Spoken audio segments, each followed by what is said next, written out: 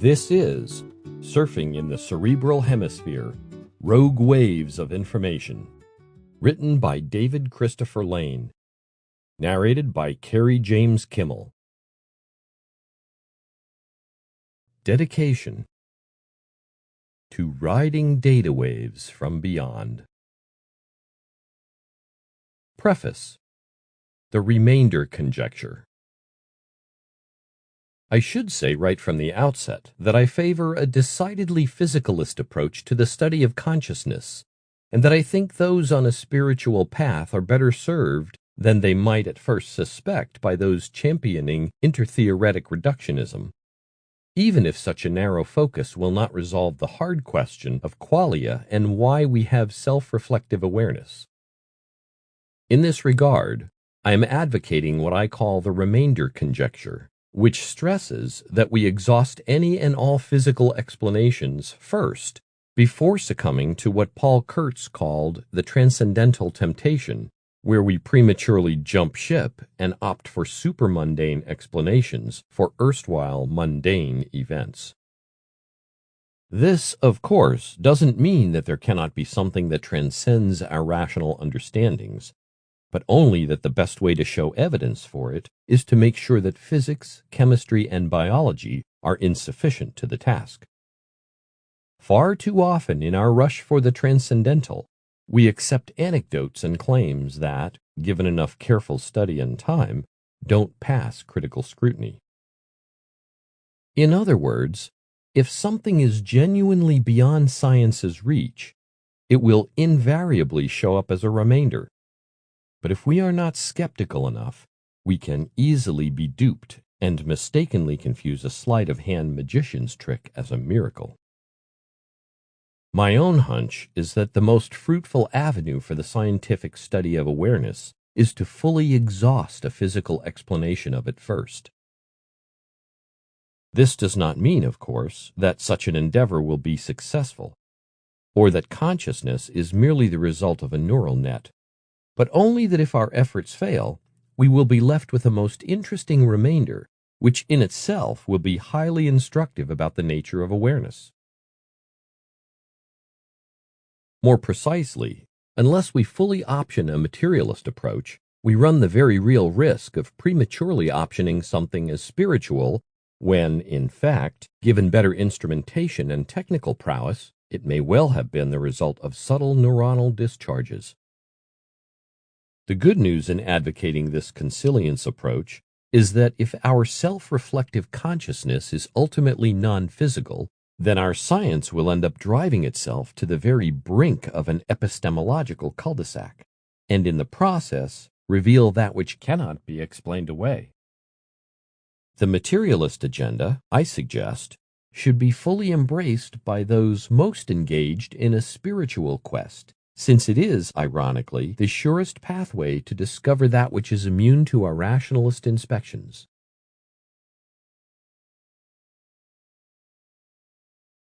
Chapter 1: The Mystic as Skeptic. Intertheoretic Reductionism as a Spiritual Tool. I really enjoyed Elliot Benjamin's latest essay published in Integral World, describing his critical skeptical agnostic perspective, contrasting it with my own remainder conjecture article. There is much to commend about Benjamin's piece, particularly his openness to keeping within an interpretive, no-boundary zone where one remains free to ponder differing explanations without having to shut off alternative theories too early. I quite agree with Benjamin when he writes in his penultimate paragraph that he is comfortable in not knowing. I also like Benjamin's insightful acronym, CSA, that encapsulates his critical skeptical agnostic purview. Perhaps I should just respond to his threefold approach with an affirmative, yes, yes, yes. However, there are a few things in his essay that I think I want to explore further, and in the process perhaps better explain why I think intertheoretic reductionism doesn't have to devolve into that most overused of New Age invectives, promissory materialism. First, and I think this point cannot be overemphasized enough, Looking for physical explanations for erstwhile transcendental or paranormal events, experiences, is ultimately a practical endeavor and doesn't necessarily have to be intertwined with some overarching paradigm where all things are just atomic or chemical interactions.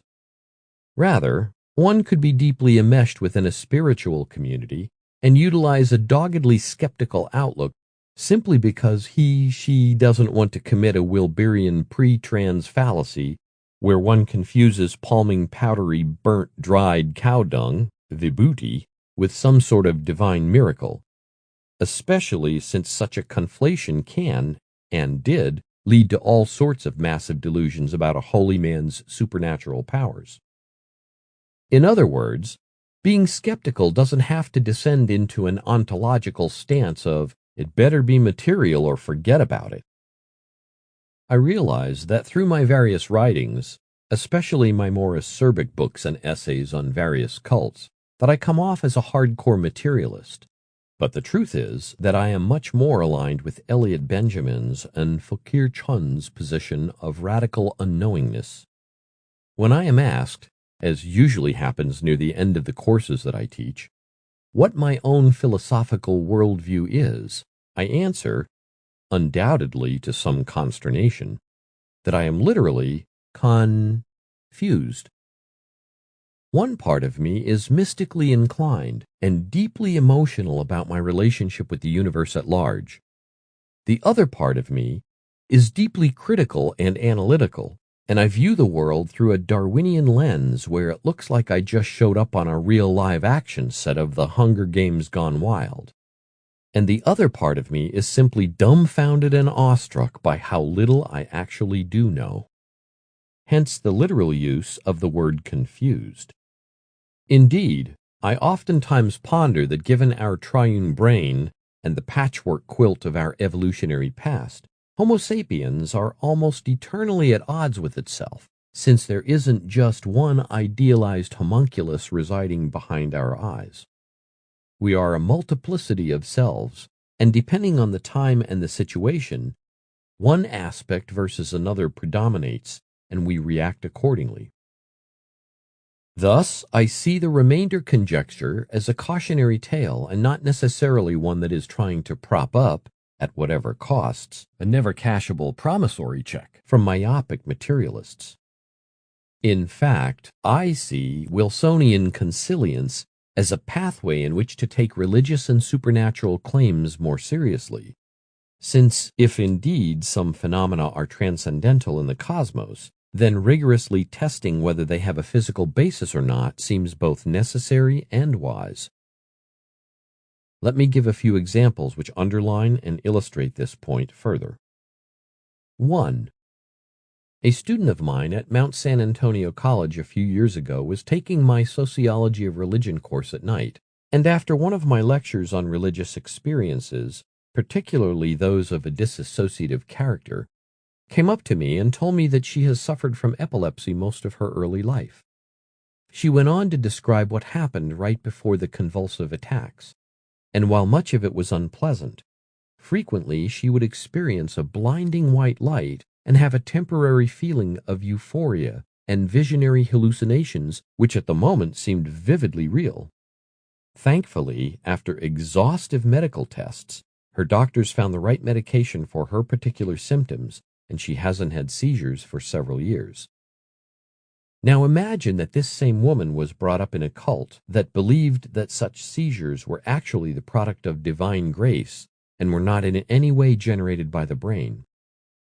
Would these cultists then spend any time and energy on understanding neurology and its pathology? Even if we believe that this woman's visions were real and indicative of higher planes of consciousness, I think we would agree, and I know she does today, that focusing on the physical mechanisms that trigger her often painful epileptic episodes was a fruitful endeavor. In other words, focusing on the brain doesn't by itself disregard or discount what emerges through it. 2. Baba Fakir Chand, as I have written about extensively before, was a most remarkable Indian sage, primarily because of his disarming honesty and frankness in talking about his own spiritual quest and what he uncovered. In The Unknowing Sage, Fakir recalls a momentous incident concerning the first vision he had of his future guru, Maharishi Shiv Brat Lal, otherwise known as Datta Dayal. In the meantime, I got a permanent job in the Indian Railways and was posted as assistant station master at Baganwala Railway Station. But my craving to see the Lord did not diminish. Rather, it reached its peak. Once, I wept for 24 hours continuously for the glimpse of my Lord. Doctors were called in, and they administered medicine to me. At about 5 a.m., Maharishi Shiv Brat Lal Ji Maharaj appeared in my vision. He drew water from a near well and gave me a bath, and then told me his address of Lahore. In this very vision, my father also appeared, and he made many complaints to Datta Dayal Ji against me. In the meanwhile, a Class 4 employee woke me, and this vision came to abrupt end. This vision convinced me that the God had incarnated himself in the form of Maharishi Shiv Brat Lal Ji. So, I started to write one letter every week and address it to the address which Datta Dayal Ji had told me in the vision. Inside the letter, I always addressed Maharishi Ji as God. For 10 months, I regularly wrote to Datta Dayal Ji. After full 10 months, I received a letter from Datta Dayal Ji Maharaj, wherein he wrote, "Fakir, your letters I have been receiving regularly. I value your sentiments and your passions for Lord. I myself have discovered reality, truth, and peace at the feet of Rai Sahib Salig Ram Ji of Radhaswami Mat. Provided you feel no reluctance in following this path, come and see me at Lahore." For a number of years, Fakir was convinced that the vision was not self-projected since it contained the correct address of Shiv Brat Lal, a guru he apparently had never heard of. But years later, after Fakir realized that such visions were indeed projections of his own mind, drawn as they were from information from his day-to-day interactions, he reflected that he must have come upon one of Shiv Brat Lal's many articles or magazines. Why? It turns out that Fakir's guru was a prolific writer and a chief editor of Arya Gazette and author, according to his official biography, of more than 3,500 books, booklets, essays in Hindi, Urdu, Persian, and English. Given Shiv Brat Lal's enormous literary output and popularity, Fakir recalled that he was exposed to such literature and must have seen his guru's address before his illustrious vision. I distinctly remember when Fakir explained much of this to me personally when I met him in the foothills of the Himalayas in the summer of 1978 when I was on a research project to compile the largest genealogical tree to date of Shabda Yoga gurus connected to the founder of Radhaswami Shiv Dayal Singh, who died in 1878.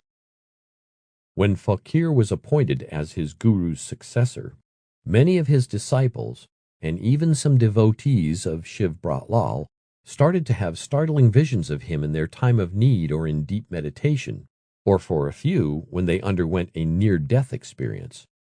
Yet Fakir had no knowledge whatsoever of appearing to these people. As Fakir explained to me, "Now you see no Jesus Christ comes from without in anybody's visions. No Rama, no Krishna, no Buddha, no Baba Savan Singh, no Baba Charun Singh, and no Baba Fakir comes from without to anybody. The visions are only because of the impressions and suggestions that a disciple has already accepted in his mind. These impressions and suggestions appear before him like a dream. Nobody comes from without.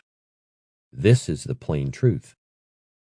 Fakir's deep realization, controversial as it is within more orthodox Shabda Yoga circles, dovetails almost precisely with the Tibetan Book of the Dead, which may be the most skeptical religious text in history, particularly when it proclaims, "O son of noble family, if you do not recognize them, the various lights and apparitions, as your projections.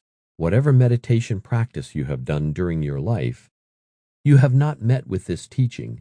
The colored light will frighten you, the sounds will bewilder you, and the rays of light will terrify you. If you do not understand this essential point of the teachings, you will not recognize the sounds, lights, and rays, and so you will wander in samsara. Fakir was not amiss in the least in trying to find a simpler and more rudimentary psychological explanation for what on the surface appeared to be supernatural. He was utilizing intertheoretic reductionism, even if he was not conversant with such terms. How did this process help him in the long run? It made him realize that he could go beyond such mental phenomena, since it had no binding force. This is similar to when we have a frightening dream and wake up within the dream, knowing that it is merely a passing phantasm generated by our unconscious. This type of realization is liberating. Fakir's realization came into sharper focus for me this past year when I went to India to give a plenary presentation at the Quantum and Nanocomputing Systems and Applications Conference held at the Dayal Bagh Educational Institute in Uttar Pradesh. Before I undertook the 3-hour journey from Delhi to Agra, I got a chance to meet with Professor Bhagat Ram Kamal, current spiritual leader of Manavta Mandir in the Punjab, and a longtime friend who I first met at Fakir Chand's ashram back on Guru Purnima Day in July of 1978. We even went together to the Bhrigu Samhita, the ancient astrological book that I first wrote about back in 1982, and republished with additional material on Integral World. Professor Kamal initially met Baba Fakir Chand in 1956 and knows his teachings probably better than anyone now living. Professor Kamal related to me that he used to have inner visions of Fakir in his meditation. However, an incident occurred concerning his father that changed the course of his spiritual development. In 1972, Professor Kamal's father was seriously ill and had an extraordinary experience, probably best described as a near-death vision, where he was taken out of his body into the upper astral regions by 2 persons in white clothing. He then witnessed a line of people receiving a karmic review of their good and bad deeds and being sent to various regions because of them. Kamal's father prayed at that moment to be released from his judgment, and right then his son appeared, Professor Bhagat Ram Kamal, along with Baba Fakir Chand, who then instructed the 2 persons in white, and apparently those doing the karmic review, to release Kamal's father and send him back to his body. After this NDE, Kamal's father explained in detail to his sons what happened to him and how he was saved. Professor Kamal was wonderstruck by it and went to Baba Fakir Chand to tell him in detail about what happened to his father and to thank him. Fakir then asked Professor Kamal if he was aware of appearing to his father like that, and Kamal looked at his guru and pulled both his left and right ears down in a very humble gesture, admitting that he was quite unaware of appearing to his father.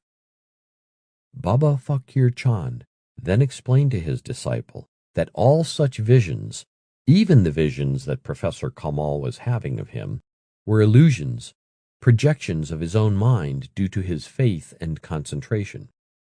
This is a point Fakir has discussed in detail in his many books. O man, your real helper is your own self and your own faith, but you are badly mistaken and believe that somebody from without comes to help you. No Hazrat Muhammad, no Lord Rama, Lord Krishna, or any god or goddess or guru comes from without. This entire game is that of your impressions and suggestions, which are ingrained upon your mind through your eyes and ears, and of your faith and belief. This is the change that I am ordained to bring about. I have elaborated on Fakir's revelations since it demonstrates how even those steeped in a yogic tradition and who focus on the transcendental have found tremendous benefit in being skeptical of even the most intimate of spiritual phenomena. Fakir and Kamal are mystics in the deepest and best sense of that term, but they are also grounded in a profound skepticism, since they do not want to naively believe something without sufficient evidence. Their approach isn't novel, but one that has a long tradition in certain schools of Buddhism, Hinduism, Islam, and even Christianity. As the Tibetan Book of the Dead enjoins, the lords of death are your own hallucinations. Apart from one's own hallucinations, in reality, there are no such things existing outside oneself as Lord of Death or God or demon. Act so as to recognize this. 3. Elliot Benjamin also raises the issue of synchronicities and argues that he is in the middle or agnostic position concerning whether his repeated number sightings are due to mere probability or could involve a generalization of our currently accepted quantum physics theories for subatomic particles, though how this could possibly work to bring about the kind of events that I have experienced with music and mathematics is completely unknown territory.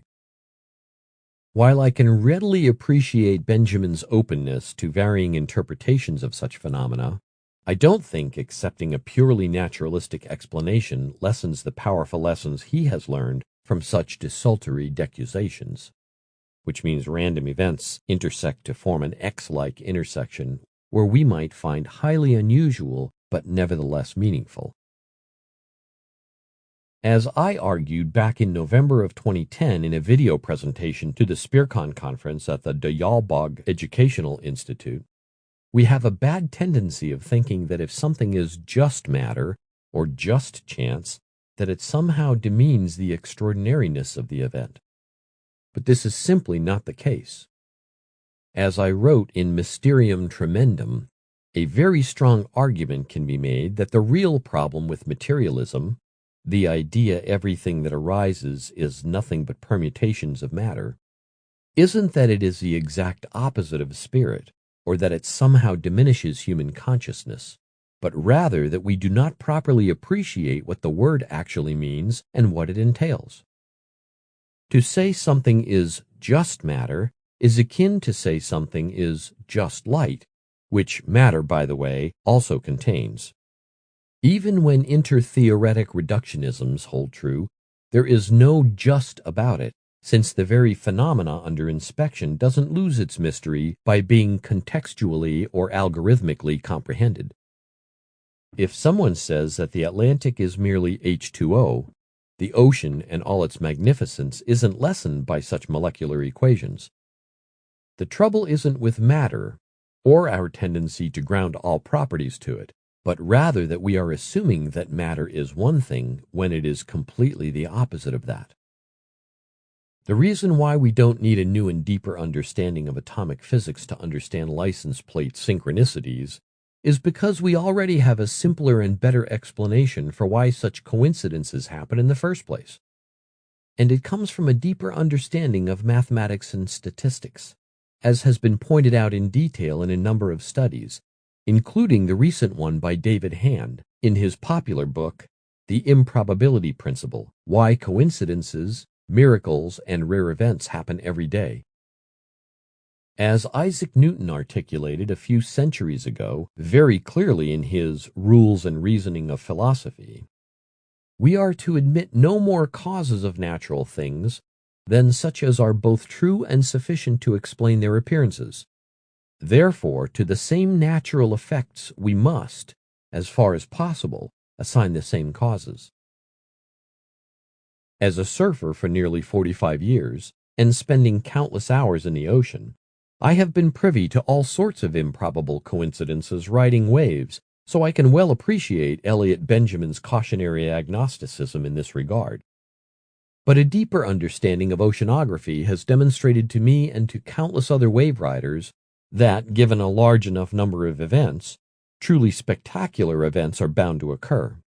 For instance, there is well over 300 million cubic miles of water on our planet, as Wallace J. Nichols points out in his new book, Blue Mind.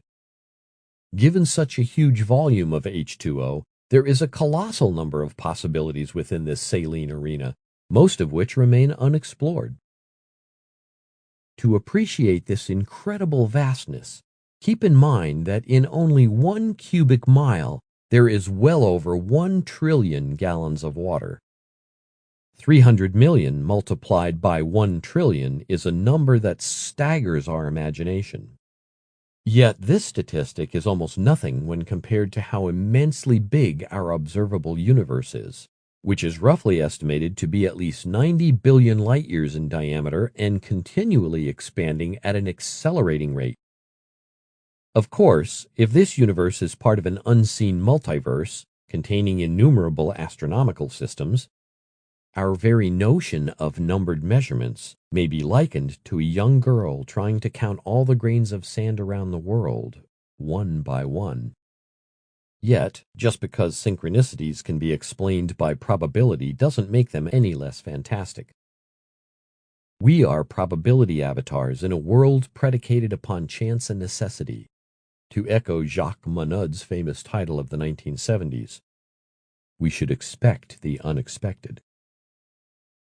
I remember the very first international body surfing contest I won back in the summer of 1997. I had tried unsuccessfully for nearly 8 straight years to win, but to no avail, try as I might. I spent hours trying to master certain difficult techniques, such as sustaining prolonged underwater dolphin takeoffs and re-entries, threefold spinners, retaining my breath and my fear in deep cavernous tubes, and anything else that I saw the masters of the sport doing. But surf contests are fickle events, since much of it depends on wave intervals and constantly changing wave shape, so that luck, or the lack thereof, plays havoc on even the most seasoned veterans. I was in the finals, and there was really no chance I was going to win. All the waves coming through that day were lefts, and I was positioned 10 yards away from the pier. If a wave was going to come, I would have to ride a right peak, which were non-existent that day, and do something I had never done before in a contest, and that was shoot the pier body surfing, a maneuver I had performed many times stand-up surfing, but never with just my body, given how gnarled my face would be if I messed up and smashed into the barnacle-filled pilings. The ocean then went flat. Right at that moment, I remembered when my friends and me had invented a silly chant to call in more waves when we were young. Voodoo, voodoo, and 2 more waves, and how it had mysteriously worked on occasion. And just as I was thinking this thought, to my utter astonishment, a large right set loomed on the horizon, and with just seconds before the closing horn was sounded, I caught the wave, shot the pier, and rode the wave to the sand. My closest competitor was on the beach at the time and shook his head in disbelief that I had somehow managed to catch the best wave of the entire heat. Needless to say, I was beyond the moon when I learned that I had won the contest. How did this happen? Did I will that wave at just the appropriate time? Did my secret mantra really help Neptune wake up and send me that much-needed folding envelope of energy? Nope. It was just chance, just probability. It was, to be a bit more accurate, the nature of the ocean. We don't need to invoke esoteric or superluminal doctrines to understand that in an ocean of innumerable possibilities, improbable events are destined to happen, and happen they must, given such a large liquid arena. Yes, it can be startling, but my winning that particular contest is not diminished because I realized that chance played a huge part in my success. Chance has also played a huge part in why much more capable surfers never win contests, even though they have skills that sets them apart from other lesser mortals. 4. Finally, I think the remainder conjecture can be seen, ironic as this may at first appear, as a spiritual tool and a very necessary one for those on a mystic quest. As Elliot Benjamin and I know very well from years of research on new religious leaders and their respective movements, There are a large number of charlatans who can deceive their followers by all sorts of underhanded tricks that to ardent devotees appear to be the real deal. I remember one very bright computer engineer who contacted me back in the late 1970s after reading my critical exposé of Paul Twitchell and Eckankar. He had been a member of that group for a couple of years and truly believed that Twitchell was telling the truth, and that he had traveled to India in the 1930s and met a Shabda Yoga adept by the name of Shodhar Singh in Allahabad, who later introduced him to a mysterious master named Rebazar Tars, who is over 500 years old, living in a small hut in the Himalayan mountains. This computer engineer, who claimed to have had visions of Rebazar Tars in his dreams, was utterly dumbfounded when he learned from my book that Twitchell had lied about his past and had never gone to India in the 1930s, as he claimed in many books.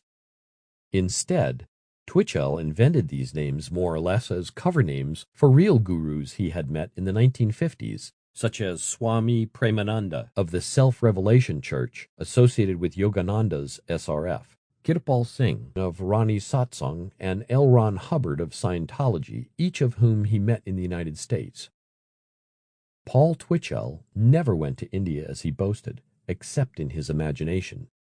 This prompted the computer engineer to leave Eckankar. I didn't talk to him for a few years until he called me up to tell me about how he had fallen in love with the teachings of John Roger Hinkins of MSIA. He seemed genuinely excited about JR, as he was affectionately called by those who knew him, and wanted to know my opinion of him.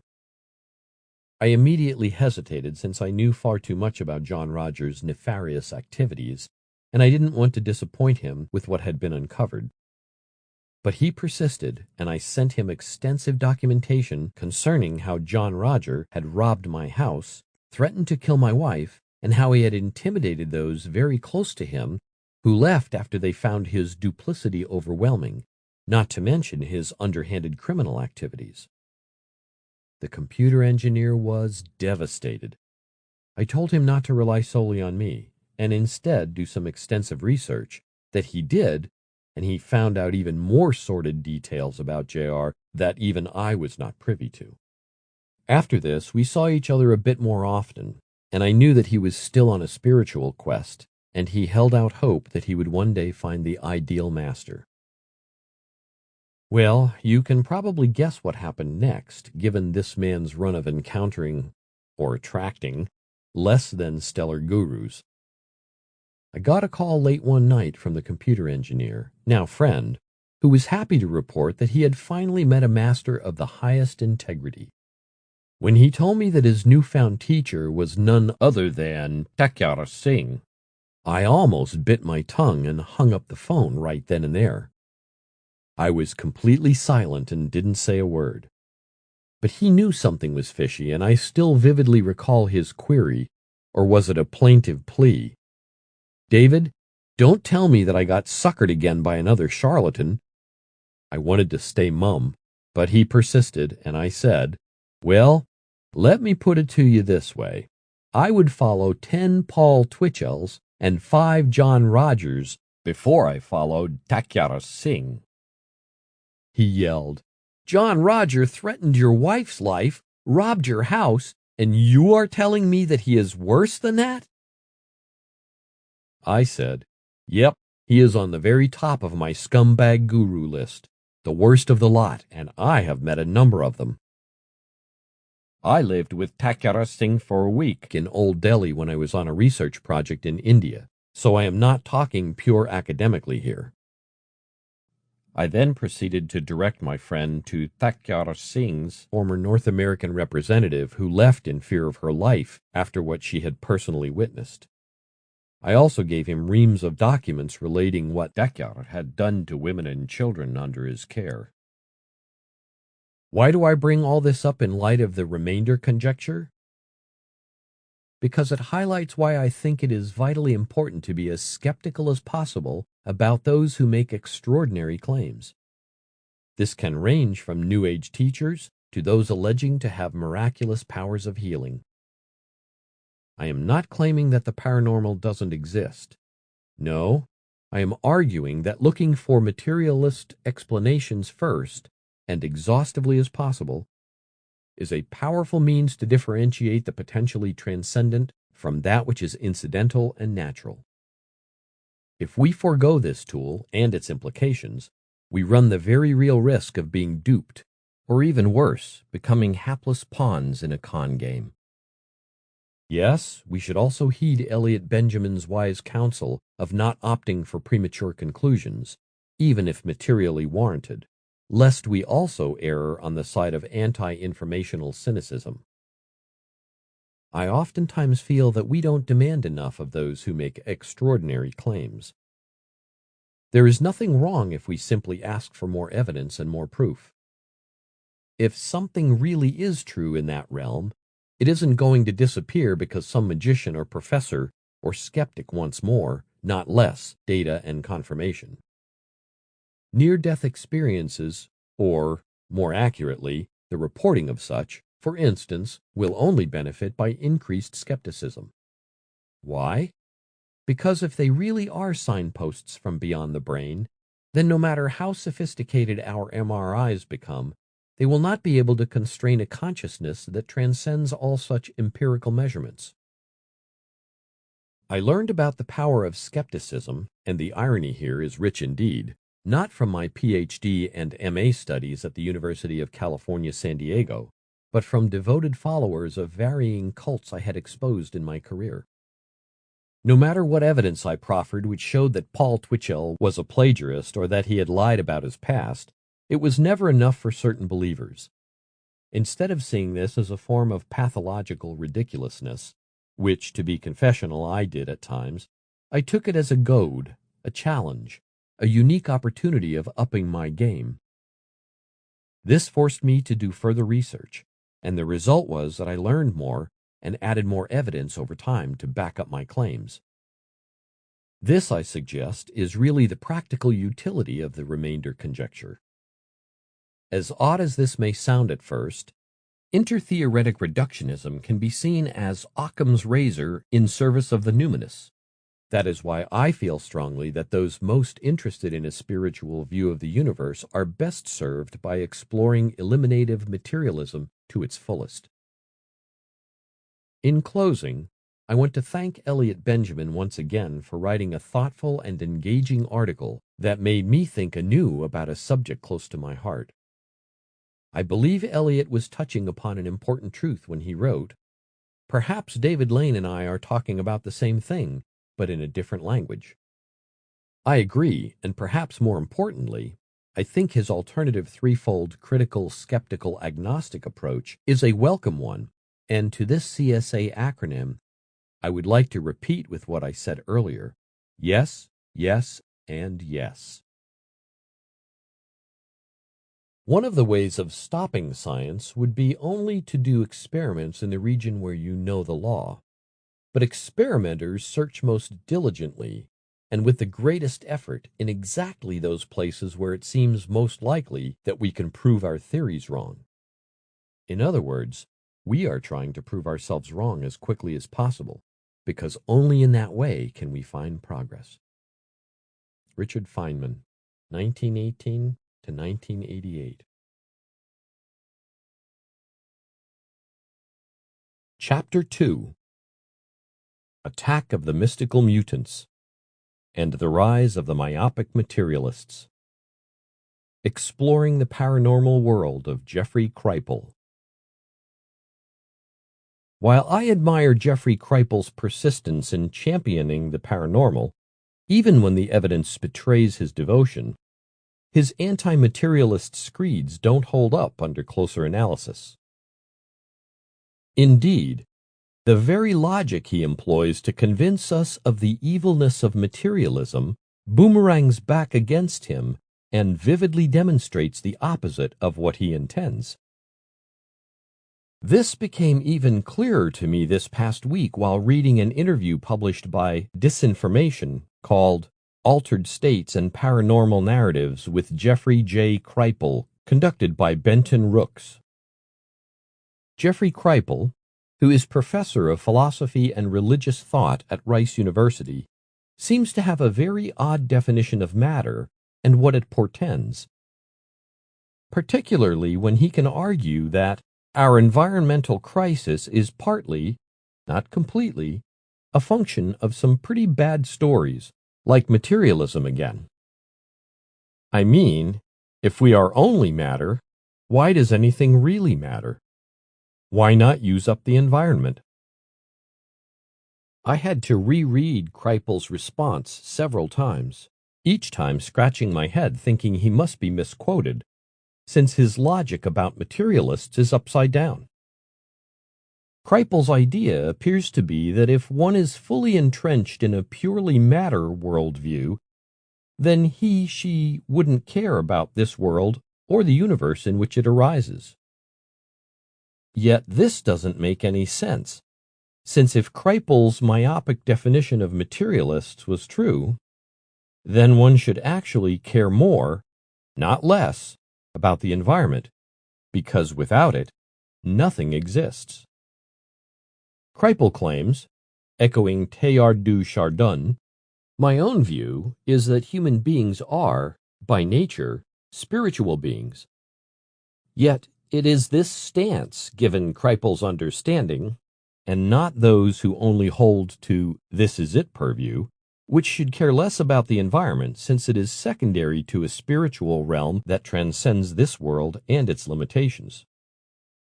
In other words, if I believe that life persists after death, and that this existence is merely a phase in a much longer or even eternal sequence of events, then the relative value of terra firma doesn't grow greater as a consequence. Whereas those who hold that this life as we live it now is the only one we will ever know, and that this earth is the only residence we will ever experience, then it is not a stretch of our credulity or imagination to appreciate our temporary lives and our temporary homes much more than those with a spiritual bent. This is perhaps why we find it strange that the current Catholic Pope can claim to be sad when one of his cardinals die, when, in point of theology, he should be feeling a great sense of relief and joy, particularly when their personal contact is relatively rare. Do we really get sad when our friends tell us that they are going to Disney World for a week? If Catholicism is true, as the Pope and others of faith keep saying, then when a cardinal dies, he will enter heaven and feel unbounded bliss. What is there to be depressed about? Materialists at least have a consistent argument about why this life should be valued, since without it, we don't exist.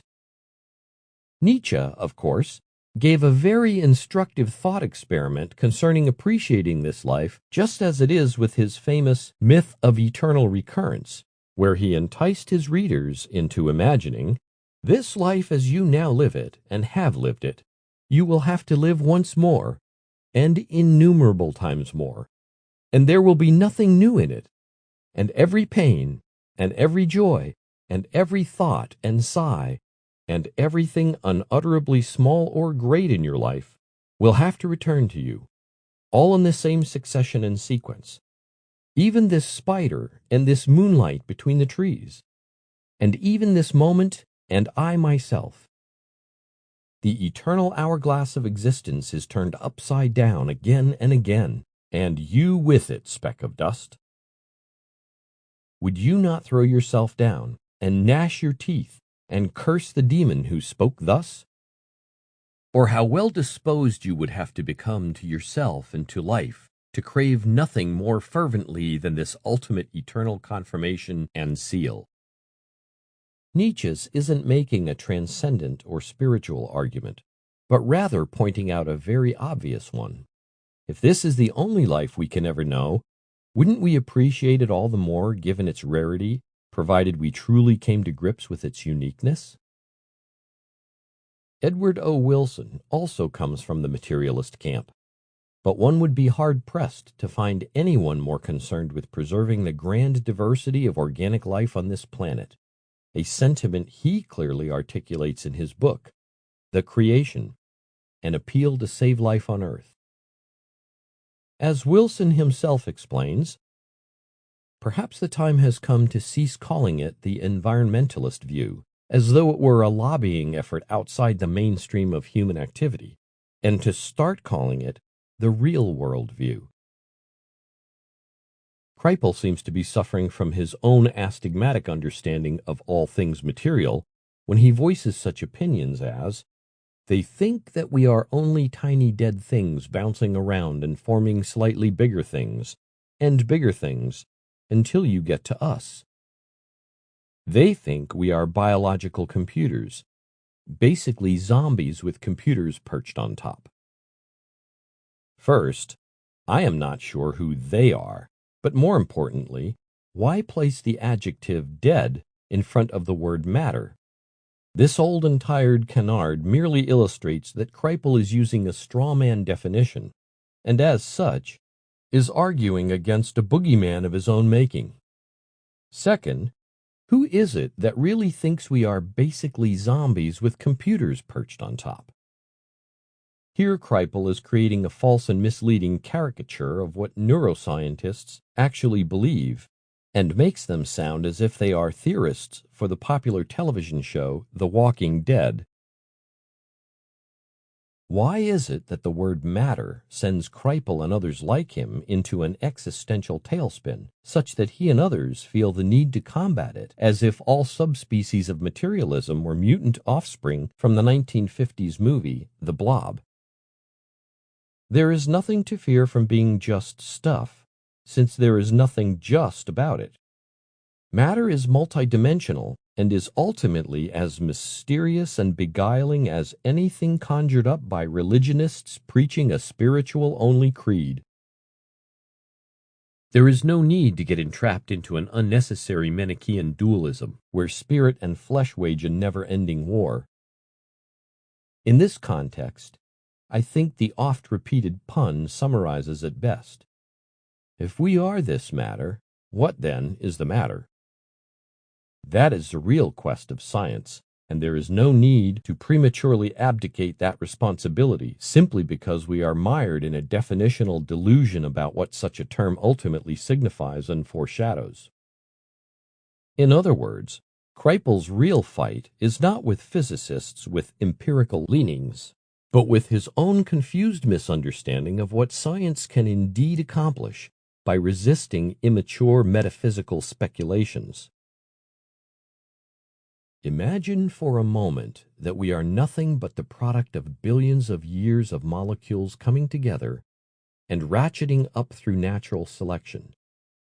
That we are composed only of highways of fluids and chemicals sliding along roadways within billions of dancing cells, that trillions of synaptic conversations hum in parallel, that this vast egg-like fabric of micron-thin circuitry runs algorithms undreamt of in modern science, and that these neural programs give rise to our decision-making, loves, desires, fears, and aspirations.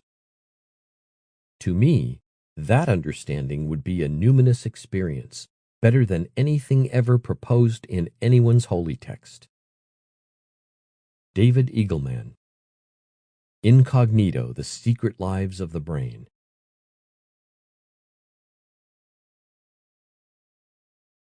Chapter 3. The Theory of Meaning Equivalence. The enormous evolutionary pressure that is placed upon us is nearly immeasurable if we stop to consider that none of our ancestors failed in their genetic transmissions, since otherwise we would not exist. Everything is competing, consciously or otherwise, for a temporary safe haven, realizing all too well how easy it is to be eliminated from the proceedings. It is no surprise, therefore, to realize that most of us never fully awaken to this horror show we call daily life. To emotionally feel this existential situation is literally unbearable and gives fuel to why Albert Camus could reasonably argue in The Myth of Sisyphus, with a straight face, that there is only one really serious philosophical question, and that is suicide. Judging whether life is or is not worth living amounts to answering the fundamental question of philosophy.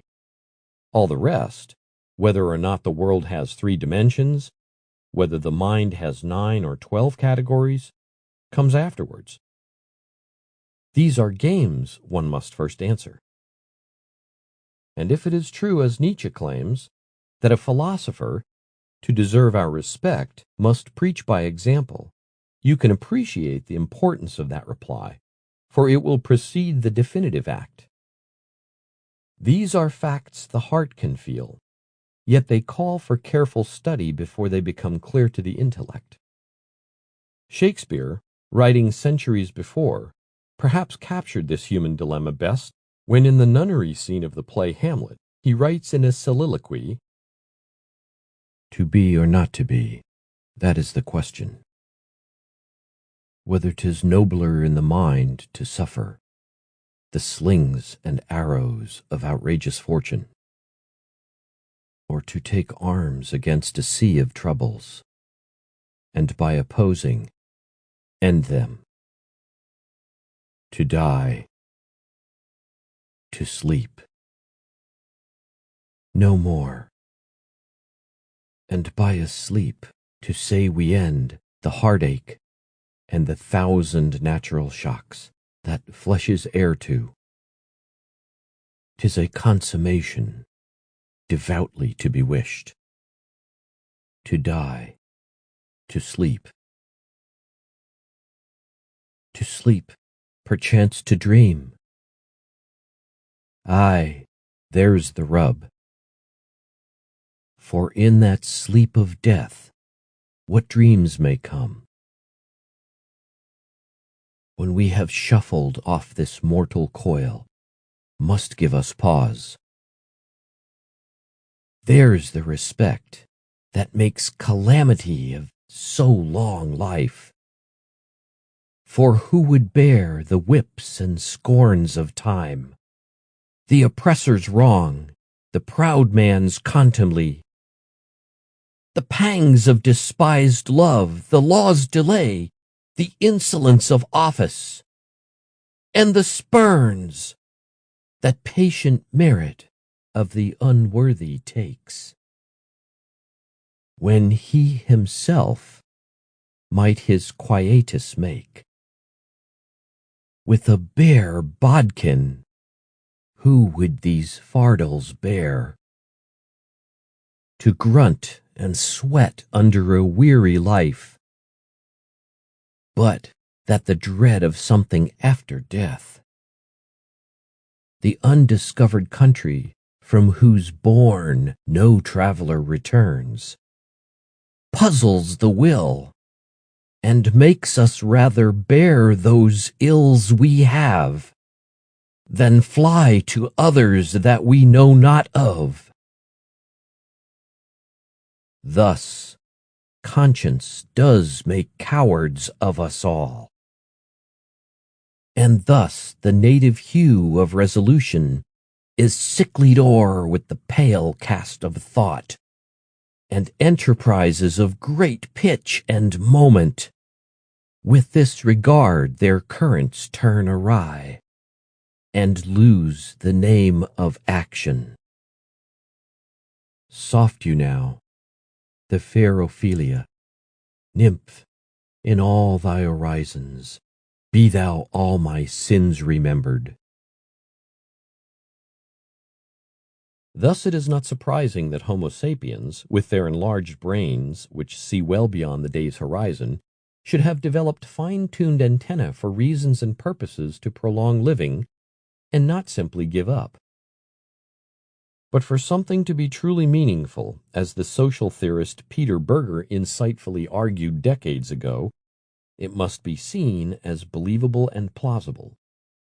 Otherwise, if our beliefs lack such a requisite plausibility, we are thrown back once again to that most precarious of postures, looking down at the abyss. In other words, we must find something of value and of truth in our seeking, and to the degree that we feel assured in our philosophical or religious templates, the easier it is for us to willfully act towards a calculated goal.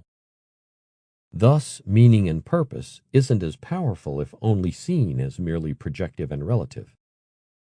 The more we are convinced in the truth of our chosen trajectories, the more energy we feel in accomplishing our stated aims. A good example of how this operates can be seen in the movie version of The Wizard of Oz, where Dorothy is convinced, by a whole host of external agents, from the lollipop kids to the good witch, that the best way to go home to Kansas is to follow the yellow brick road to the Emerald City and secure an audience with the mighty and powerful wizard. Dorothy must firmly believe that walking upon the yellow brick road is a genuine and viable path to ensure her liberation. Otherwise, she would be stalemated in her quest and be overwhelmed by an array of possibilities. More precisely, Dorothy must really believe before she can act. This is what Camus means when he says that we must answer the primary question of whether to succumb to suicide or not before we can embark on how to live this life. Imagine you are going to ride on a brand new roller coaster, and once seated, you discover to your shock that the track hasn't yet been completed, and that at the very end of the ride, you will end up dying in a huge ball of fire. Further imagine that the roller coaster lasts for a set duration of time. Fill in the blank: an hour, a day, a year, a decade. On such an up and down journey, you have two fundamental options: jump early and die, or don't jump and die when it goes off the track. This is reminiscent of the opening sequence to the 1940s British movie, A Matter of Life and Death, where the main character is a British Royal Air Force pilot, played by David Niven, returning from a bombing run during World War II. However, his plane is critically damaged and on fire. He is confronted with two options: stay with the plane until he is burned alive, or jump and most certainly die from impact. In a much less dramatic context, and with longer time gestations, is this not our own situation? Are we not also on that same ride in life, spinning as we do on a planet going some 60,000 plus miles an hour, year-long around a massive object known as our sun? Do we not have to decide whether we wish to stay or jump on this global spacecraft? What is it that prevents us from leaping? Charles Darwin and Alfred Russel Wallace discovered the answer, and it explains, perhaps too well, why the overwhelming majority of Homo sapiens do not commit suicide. Who we are right now is the result of a tremendously long line of successes. None of our ancestors killed themselves before puberty, since even one such premature death, consciously intended or not, means we wouldn't be alive today. We are an amazing repository of undying, the pun is intended, genetic successes, and as such carry within ourselves the unique record of our unimaginably competitive past. This is why Darwin could argue, as early as 1859, in On the Origin of Species, that in the distant future I see open fields for more important researches. Psychology will be based on a new foundation, that of the necessary acquirement of each mental power and capacity by gradation. Given this pruning heritage, it is no wonder that Homo sapiens appear to have a built-in meaning positioning system, MPS, since without such an inclination, the world's disorientations would be too overwhelming to navigate. I remember back in 2004, I suffered an acute vertigo attack while disembarking from our little electric boat. I was with my then 4-year-old son, Sean, and I couldn't stand up, so I put Sean on my back and slowly crawled along the dock up to the gangplank to a safer area. I couldn't position myself in the least since my world was spinning off its axis. All of this happened because I had taken one Vioxx pill that was prescribed by my dentist for recurring tooth pain. I have an older friend, a one-time Hollywood stuntman and coordinator, who told me of his own severe case of vertigo, which his doctors diagnosed as benign paroxysmal positional vertigo, or BPPV, which is a condition resulting from loose debris, otoconia, that collect within a part of the inner ear. In addition to head injury, BPPV can occur due to the degeneration of inner ear hair cells during the natural process of aging. I bring this up precisely because I think it is a fitting analogy to the deep need in human beings to have a stabilizing meaning positioning system, MPS, particularly in a world where, to cite Darwin's quote of Tennyson, nature is red in tooth and claw. Just as the tiniest bits of otoconia within the inner ear can flatten the hardiest of men within seconds, so too can we succumb to any host of mental disturbances if we lose sight of some balancing meaning in our day-to-day lives. Otherwise, the world is too much, and we get lost in the onslaught of sensory chaos, not dissimilar to what happens when we drive in a major metropolis for the first time, and we are without a proper map or GPS. What we regard as our normal lives hangs by a very thin line indeed.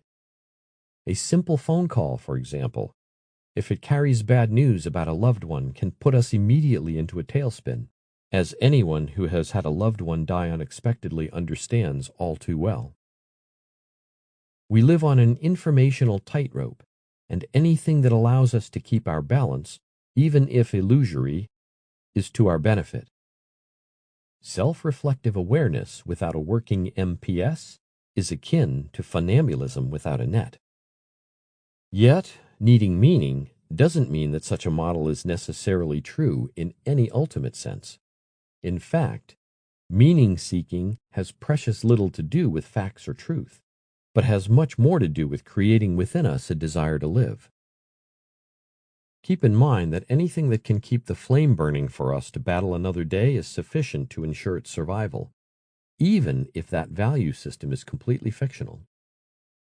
It is not an issue of fiction versus nonfiction as such, since our meaning systems are essentially buffers against reality, not necessarily crystal clear windows of what lies beneath. I think it is fairly obvious what evolutionary benefit higher order consciousness conveys upon those who have it.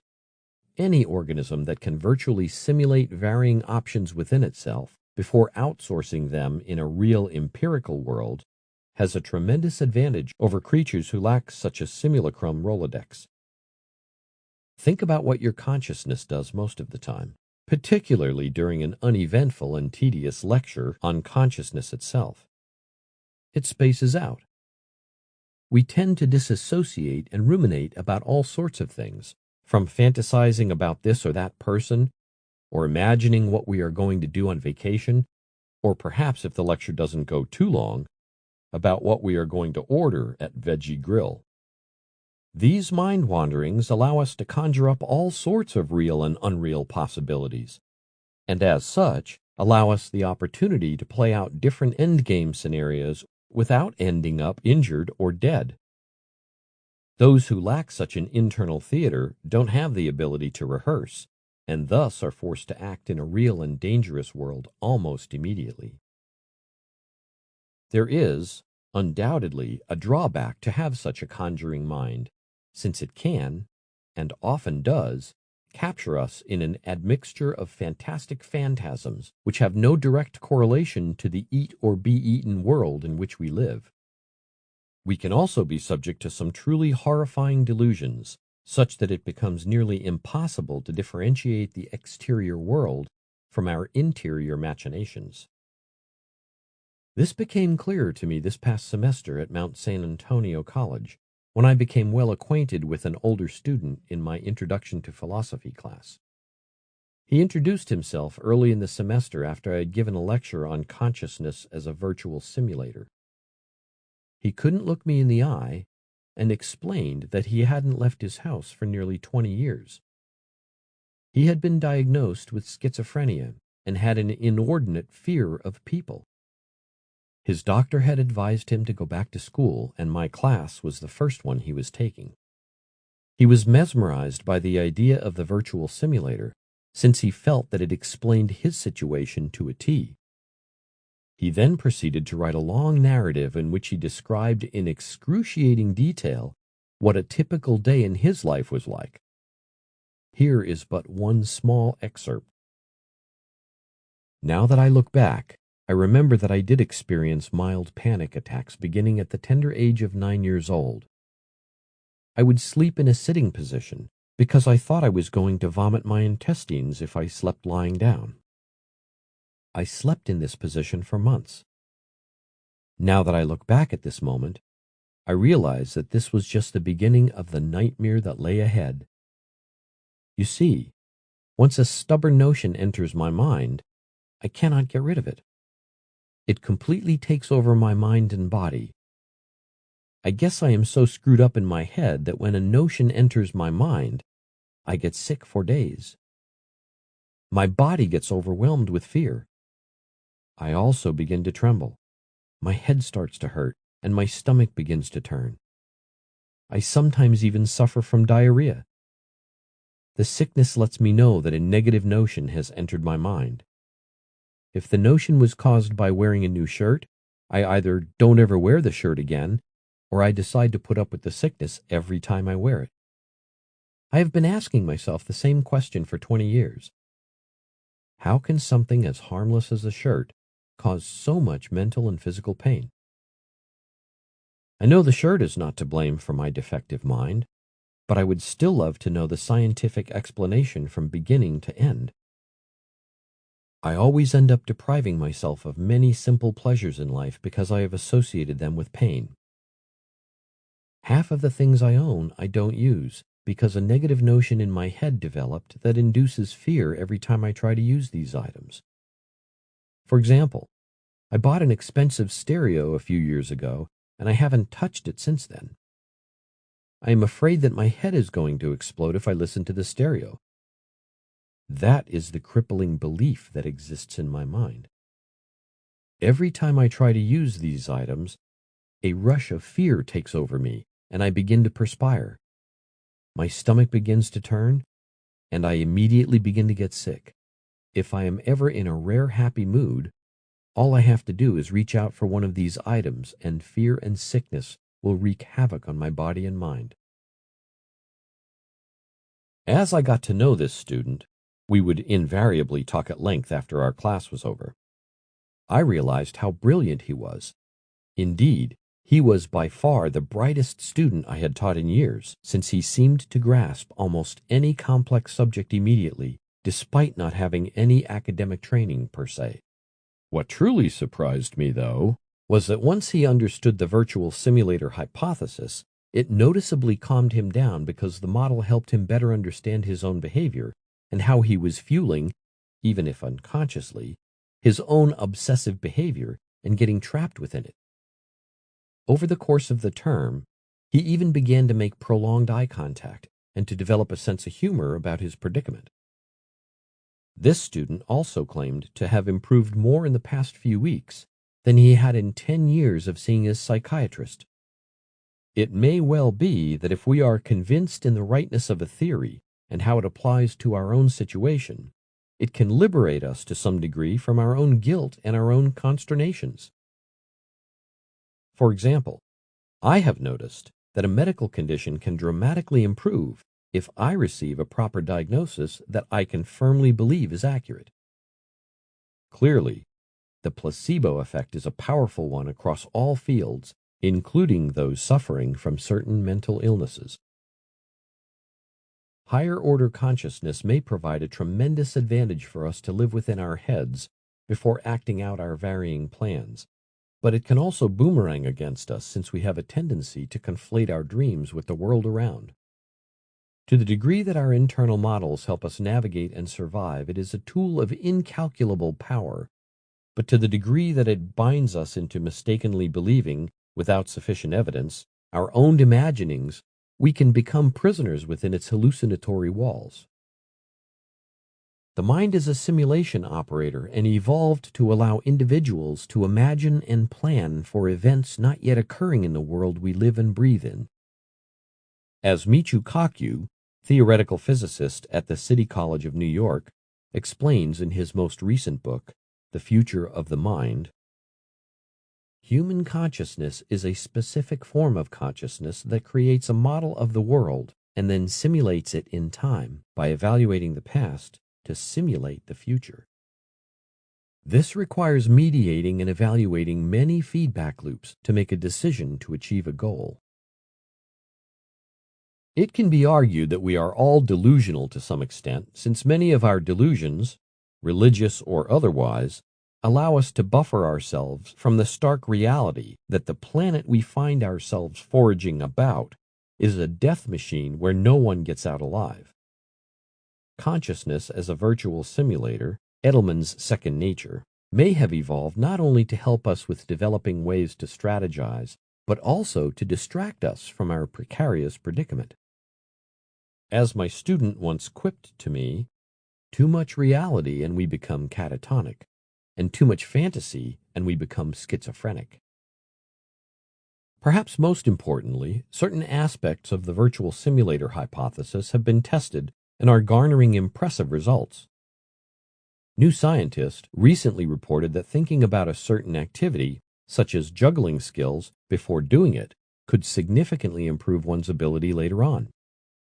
Suklay Liu and her colleagues from the National Institute of Neurological Disorders and Stroke in Bethesda, Maryland, asked 8 adults to watch a circle on a screen while an fMRI machine scanned their brain. When the circle turned into a triangle, the volunteers moved their fingers. This movement caused activity in their premotor cortex and supplementary motor cortex, brain areas involved in imagining moving and actually moving, which in turn raised a bar on the screen.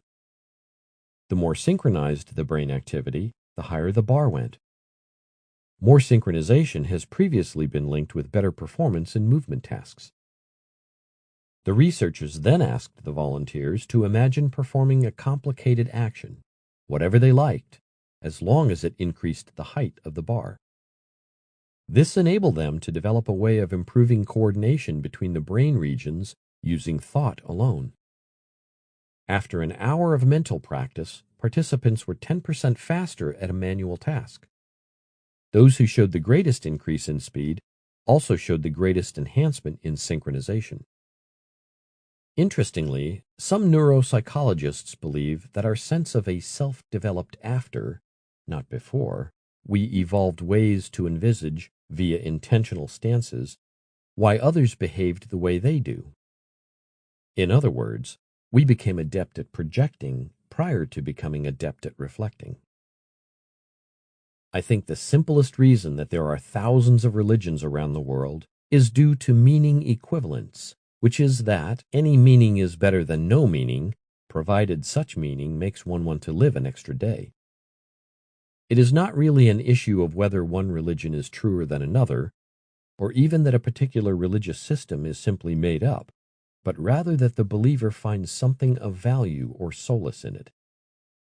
The fundamentalist Christian, Muslim, Hindu, Sikh, and Scientologist each have differing ideologies, but what they share in common is that they are each believers, and it is the act of believing, and not necessarily what is believed, that is the motivating force.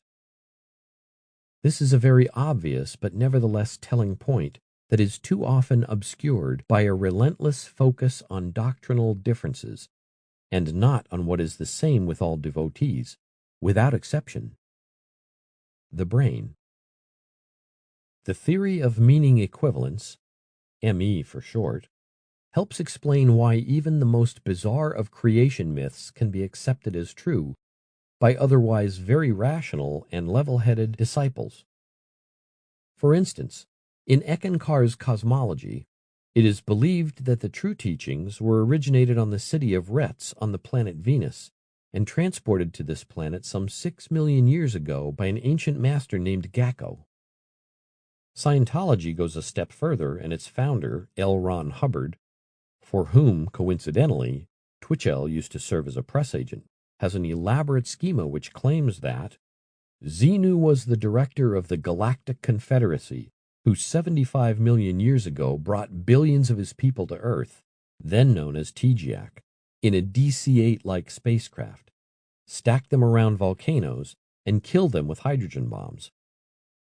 Official Scientology scriptures hold that the thetans, immortal spirits, of these aliens adhere to humans, causing spiritual harm. However, New creation stories are not any more bizarre than old ones. Being brought up in the Roman Catholic Church, I was taught almost from birth that thousands of years ago, if not millions, there lived two humans named Adam and Eve who displeased God by eating from the tree of knowledge, even though they were forbidden by him to do so. However, a closer reading of Genesis shows that there was also another tree in the Garden of Eden called the tree of everlasting life, and because God feared that Adam and Eve, with their newfound knowledge, would soon discover its location and eat of its fruit, and become like him, he cast them out of the garden and put a cherubim and a flame of fire to guard it, ostensibly forever. What overall purpose do these narratives serve, particularly if one cannot verify their respective truth claims? They provide an overarching narrative in which to explain why the world is so perplexing and help position one's relative place within it. These are contextual stories that ultimately give one purpose in a cosmos that seems devoid of any. Chapter 4: The Subtlety of Physical Cues. Exploring the physics of being a psychic surfer. Today I was surfing with my wife, Andrea, at our local surf spot, Bolsa Chica 21, so named because of the lifeguard tower number, when I realized what it meant to be a psychic surfer. After I caught a little wave, I was paddling back out into the lineup when I paused for a few seconds, looking around at the flat ocean surface. I had a feeling, a rather convincing feeling, that a large set was approaching, even though I couldn't see the horizon. I yelled over to Andrea and said, "Outside!" And she hesitated and shouted back, "No, there's nothing coming." But right then, as I was just getting over a little wave, a large set loomed. Andrea was quite surprised. I didn't catch the wave as I was too far inside, but Andrea inquired, "How did you know that a wave was coming? You couldn't see that far." Right then, I wanted to mark it down to a surfer's intuition, but I knew better. Rather, what happened was that I noticed a very subtle textural change in the water, almost as if something was ever so slightly pulling it outward, like a liquid rug being tugged at. Having surfed for over 40 years in my life, I have watched the ocean and its moods for long stretches of time. After such prolonged observations, one becomes attuned to the subtle physical cues that the ocean provides. Indeed, all of one's senses become acclimatized to very specific features that arise under differing weather conditions and patterns. I say all of this because it got me to think anew about the issue of psychic phenomena. Generally defined, most of us think of someone as psychic if they can get information that cannot be gathered through the five senses. But since most all scientific studies done on psychic phenomena have tended not to pass rational scrutiny, it may well be that what constitutes being psychic has more to do with being observant of subtle physical cues than anything else. Focus long enough on a specific activity or space, and one will naturally become aware of hitherto unnoticed phenomena. I have long noticed how an expert in any field is the one who can see things that for others remain hidden. The famous bodyboarder, body surfer Mike Stewart, for instance, is so adept at riding inside the tube that he has become aware of how one can safely exit a liquid cylinder just by waiting for the pressure zone amidst a cascading explosion of whitewater. Although Stewart's theory was designed to help surfers get their boards through the impact zone of a large tubular wave, I noticed from my own experience that it works just as well when actually inside a barrel. In surfing large hollow waves, one inevitably gets confronted with a true existential dilemma as the tube begins to close out all around you. Do you hold the line, knowing that you will not make it, or do you try to pull out by prematurely bailing? For most surfers, this either-or moment Almost seems to be a page out of Jean-Paul Sartre's play No Exit, where in a Kierkegaardian fashion one will invariably regret either decision. However, from my own trial-and-error experiments in riding inside the tube while body surfing, I can personally confirm the validity of Mike Stewart's observations. I noticed that right at the moment when it seemed as if all hope was lost and that I was going to get smacked by the wave, if I stayed calm and kept within the tube itself, not trying to withdraw too early, almost accepting my fait accompli, I found myself effortlessly released from the wave as I got pushed out the back of the wave away from harm's way. It took years for me to master this very simple technique, primarily because an elemental fear arises right at the moment when the wave looks scariest. Right then, and it took a number of beatings for me to learn this lesson, one has to be exceedingly calm in the belly of the beast. I think it took me 3 years to get to the place where I realized, almost reflexively, that the only way out was to be fully within. Now, it doesn't always work. Sometimes one's body position is just slightly off, or one unconsciously tries to pull out, or the wave behaves in an unpredicted, chaotic manner. But most of the time, the exit is smooth as silk and always a pleasant surprise. As Mike Stewart explains in his very useful essay, Low Pressures Locating and Then Using Low Pressures in the Whitewater, they are formed by the way hollow waves break. This is how they work. As a hollow wave rushes towards the beach and the lip throws out, it has a lot of inertia, not only because it is hollow, but the entire wave, including the lip, is moving inward. As the lip lands and impales the wave face, it plows down and forward anything it comes in contact with. An occasional fish, a tourist, the unknowing bodyboarder, and what's important for this article, water. Inside the barrel, as the lip lands, a shock wave is created, and directly behind the shock wave, closer to the lip, a trench is formed by the boring lip. On the outside of the tube, the lip plows the water forward and up. As it bounces up and over, it creates a pocket of virtually unaffected water, a low-pressure zone in the chaos of whitewater. As you are paddling out and you watch a hollow wave break directly in front of you, you can watch the lip boring its way through the surface and then exploding upward and outward towards you. The area in front of the landing lip is the low-pressure zone. The size of the low-pressure pocket is directly related to 1. Scale, or the size of the wave, and 2. How hollow it is. The bigger the wave, the bigger the explosion, and the bigger the low-pressure area. I can recall a body surfing session I had at Maxed Out Pipe where one of the biggest, hollowest waves I have ever encountered broke top to bottom about 15 meters in front of me. Like an ostrich, I just stuck my head under and waited for the inevitable, not knowing if the low-pressure theory applied to 15-foot closeouts. To my pleasant discovery, the wave gouged out a deep column of ocean the size of an Olympic swimming pool that was virtually undisturbed, and I simply floated to the surface, feeling guilty for my lack of punishment. Needless to say, it was the biggest low pressure I have ever been in. The hollowness of the wave affects the trajectory of the exploding water, and thus how far in front of where the lip lands the low pressure will occupy. The hollower the wave, the more water and power the lip has, the further the lip pitches out, and the larger the low pressure. Hollowness also affects how well defined the low pressure pocket is.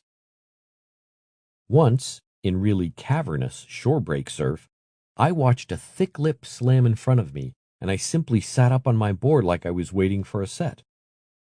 The lip exploded up and over my head, creating a giant whitewater bubble. Totally avoiding the impact, and still seated on my board, I simply popped up like nothing happened.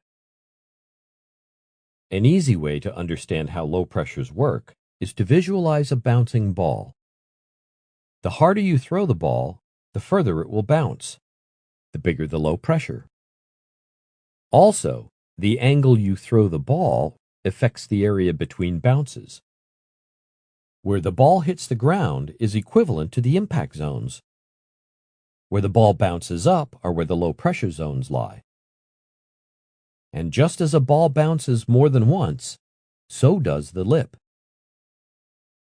It is possible to find, although not as easily, the secondary and third low pressures, each low pressure becoming less defined and harder to find the further away from the impact it is.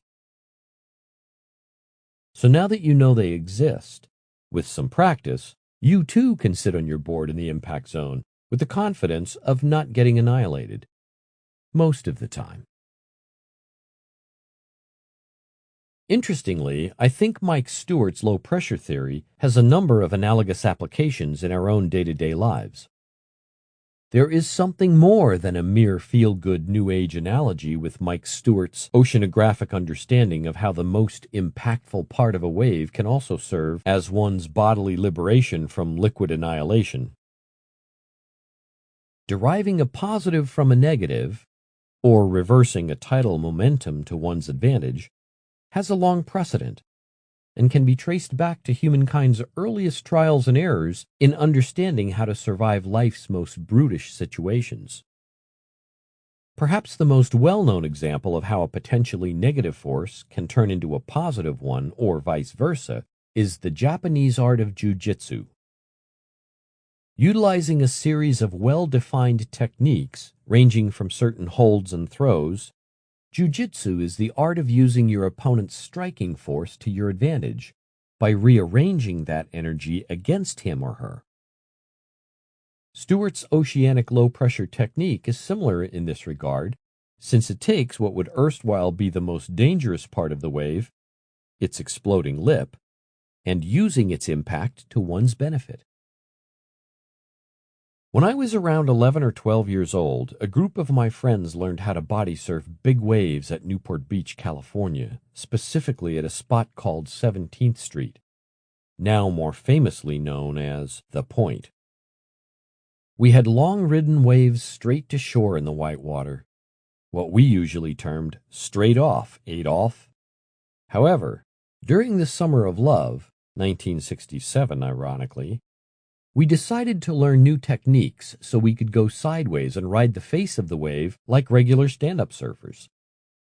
Yet whenever we tried doing this, we invariably went over the falls and ended up getting munched in the whitewater. Finally, the best body surfer in our gangly crew, Pat Donahue, had discovered that if you rode the wave just right, you get flip out at the bottom of the wave, and the downward thrust would push you out of the back into calm water away from the crashing surf. It was so simple, but quite brilliant. We became adept at it within days. This allowed us to ride much bigger waves and not get pummeled in the process. I bring this up because to the uninitiated, these navigating tools seem like magic at first. Indeed, a number of my friends who don't surf seem duly amazed by how one can escape the clutches of a 10-foot wave unscathed. But there is nothing mysterious about it. It is merely a matter of physics and knowing how, like the jiu-jitsu master, to harness opposing energies in a complementary way. Far too often we employ metaphysical language to describe phenomena that we don't yet understand empirically. The more we ground ourselves, quite literally in some cases, within the physics of the world around us, the clearer our understanding becomes, and, most tellingly, our way of communicating the same with others. I think the ocean is a wonderful and instructive metaphor for why it is important not to succumb too early to magic or mythic thinking.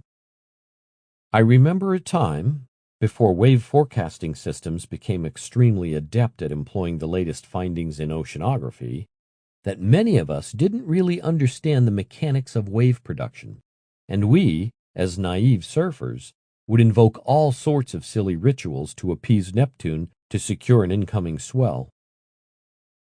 It may come as a bit of a surprise to learn that even in the 1960s, surfers would sacrifice old surfboards or even old cars to see if such offerings would actually increase the size of the waves. Of course, most of these actions were made half in jest or half drunk, but nevertheless there was still a lingering belief among a certain set of surfers that invoking mantras and the like could actually have an influence on Mother Ocean. This isn't that surprising when one realizes that oceanography was still in its infancy and that the mechanics of predicting wave size and direction was more an art than a science. The tide has dramatically changed on this today, and almost all good surfers have some requisite knowledge of oceanography, and are prone to check out surfline.com daily, if not hourly, to get the latest updates about wave conditions and surf forecasting.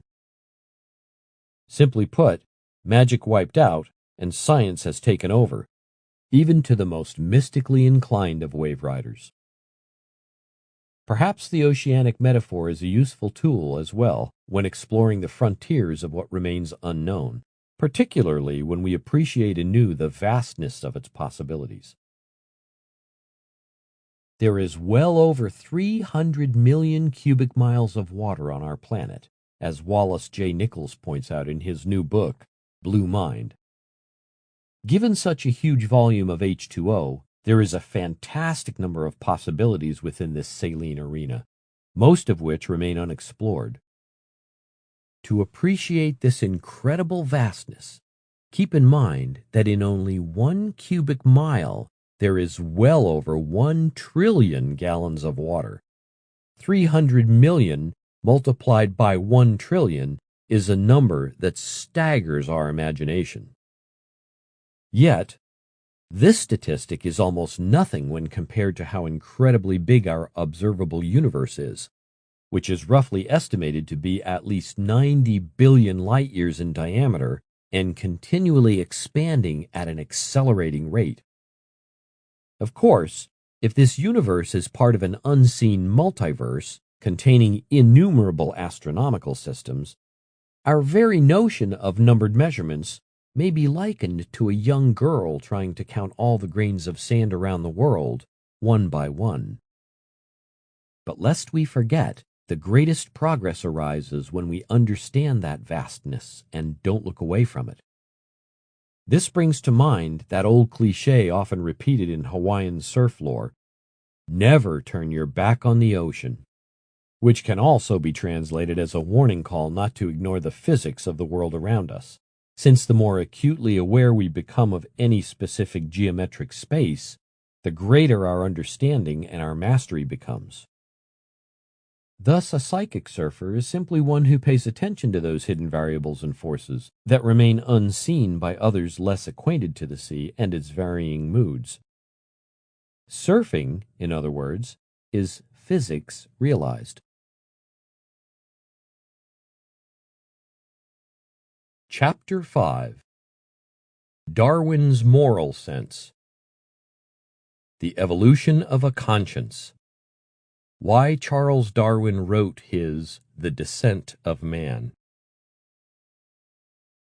Charles Darwin was taken aback when Alfred Russel Wallace, his friend and co-discoverer of evolution by natural selection, argued that human development, specifically consciousness, and man's higher sensibilities, were an exception to a materialist explanation. As Wallace argued in The Limits of Natural Selection as Applied to Man, it will therefore probably excite some surprise among my readers to find that I do not consider that all nature can be explained on the principles of which I am so ardent an advocate, and that I am now myself going to state objections and to place limits to the power of natural selection. I believe, however, that there are such limits, and that just as surely as we can trace the action of natural laws in the development of organic forms, and can clearly conceive that fuller knowledge would enable us to follow step by step the whole process of that development, so surely can we trace the action of some unknown higher law, beyond and independent of all those laws of which we have any knowledge. We can trace this action more or less distinctly in many phenomena, the two most important of which are the origin of sensation or consciousness and the development of man from the lower animals. Wallace believed that there must be a guiding intelligence, something transcending the known laws of physics, that could produce human awareness and morality. As Wallace stressed, it does not seem an improbable conclusion that all force may be will force, and thus that the whole universe is not merely dependent on, but actually is, the will of higher intelligences, or of one supreme intelligence. Darwin was somewhat surprised when Wallace warned him in his March 24, 1869 letter that he had doubts about how far natural selection could reach, particularly as exemplified in the higher cognitive abilities of Homo sapiens.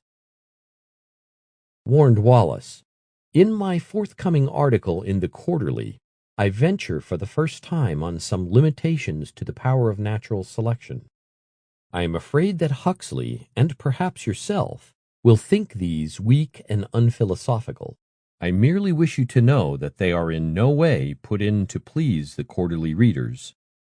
You will hardly suspect me of that, but are the expression of a deep conviction founded on evidence which I have not alluded to in the article, but which is to me absolutely unassailable."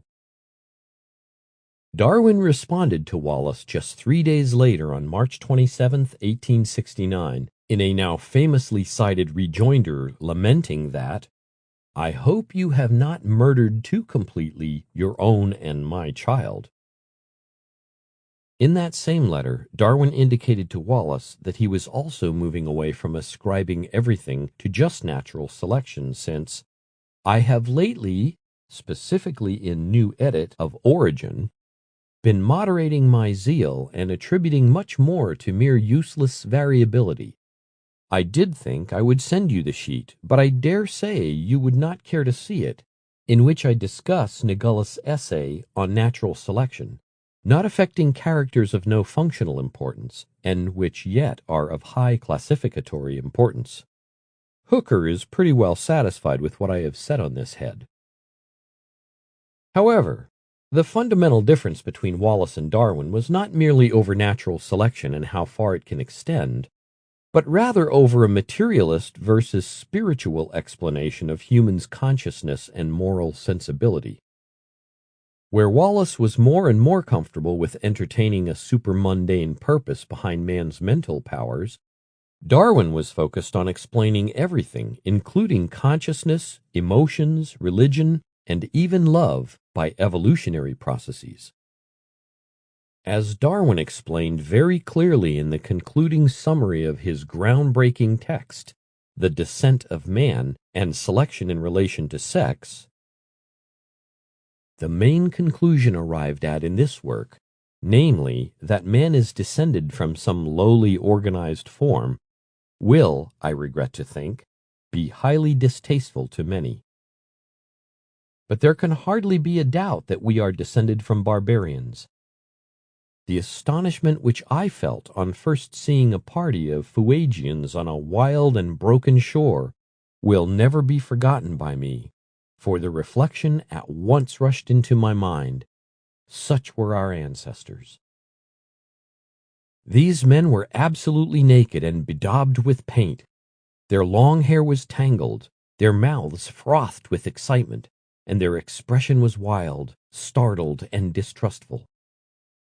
They possessed hardly any arts, and like wild animals lived on what they could catch. They had no government, and they were merciless to everyone not of their own tribe. He who has seen a savage in his native land will not feel much shame if forced to acknowledge that the blood of some more humble creature flows in his veins.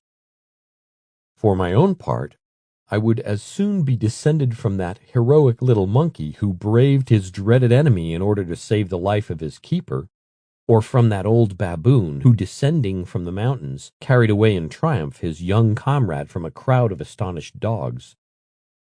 as from a savage who delights to torture his enemies, offers up bloody sacrifices, practices infanticide without remorse, treats his wives like slaves, knows no decency, and is haunted by the grossest superstitions. Man may be excused for feeling some pride at having risen, though not through his own exertions, to the very summit of the organic scale, and the fact of his having thus risen, instead of having been aboriginally placed there, may give him hope for a still higher destiny in the distant future. But we are not here concerned with hopes or fears, only with the truth as far as our reason permits us to discover it, and I have given the evidence to the best of my ability. We must, however, acknowledge, as it seems to me, that man, with all his noble qualities, with sympathy which feels for the most debased, with benevolence which extends not only to other men, but to the humblest living creature, with his godlike intellect which has penetrated into the movements and constitution of the solar system, with all these exalted powers, man still bears in his bodily frame the indelible stamp of his lowly origin. Wallace, though a staunch advocate of organic evolution, who championed Darwin's idea at almost every turn, held fast to a transcendent view where, while admitting to the full extent the agency of the same great laws of organic development in the origin of the human race as in the origin of all organized beings, there yet seems to be evidence of a power which has guided the action of those laws in definite directions and for special ends. Such, we believe, is the direction in which we shall find the true reconciliation of science with theology on this most momentous problem. Let us fearlessly admit that the mind of man, itself the living proof of a supreme mind, is able to trace, and to a considerable extent has traced, the laws by means of which the organic, no less than the inorganic world, has been developed. But let us not shut our eyes to the evidence that the overruling intelligence has watched over the action of those laws, so directing variations, and so determining their accumulation, as finally to produce an organization sufficiently perfect to admit of, and even to aid in, the indefinite advancement of our mental and moral nature. It is important to understand Wallace's views, since they highlight the historical context in which Charles Darwin wrote his magisterial, The Descent of Man and Selection in Relation to Sex. In some very specific ways, Darwin was detailing why evolution could explain what Wallace thought was inexplicable by purely naturalistic methodologies. While Wallace would delve deeper into his spiritualist researches, exploring such topics as phrenology and seances, Darwin continued to look for physical explanations for why human psychology emerged as it did, and for what benefit. He gave a preview of his overall viewpoint earlier in his newly updated book, The Origin of Species, 6th edition, when he prophesied, "In the future, I see open fields for far more important researches.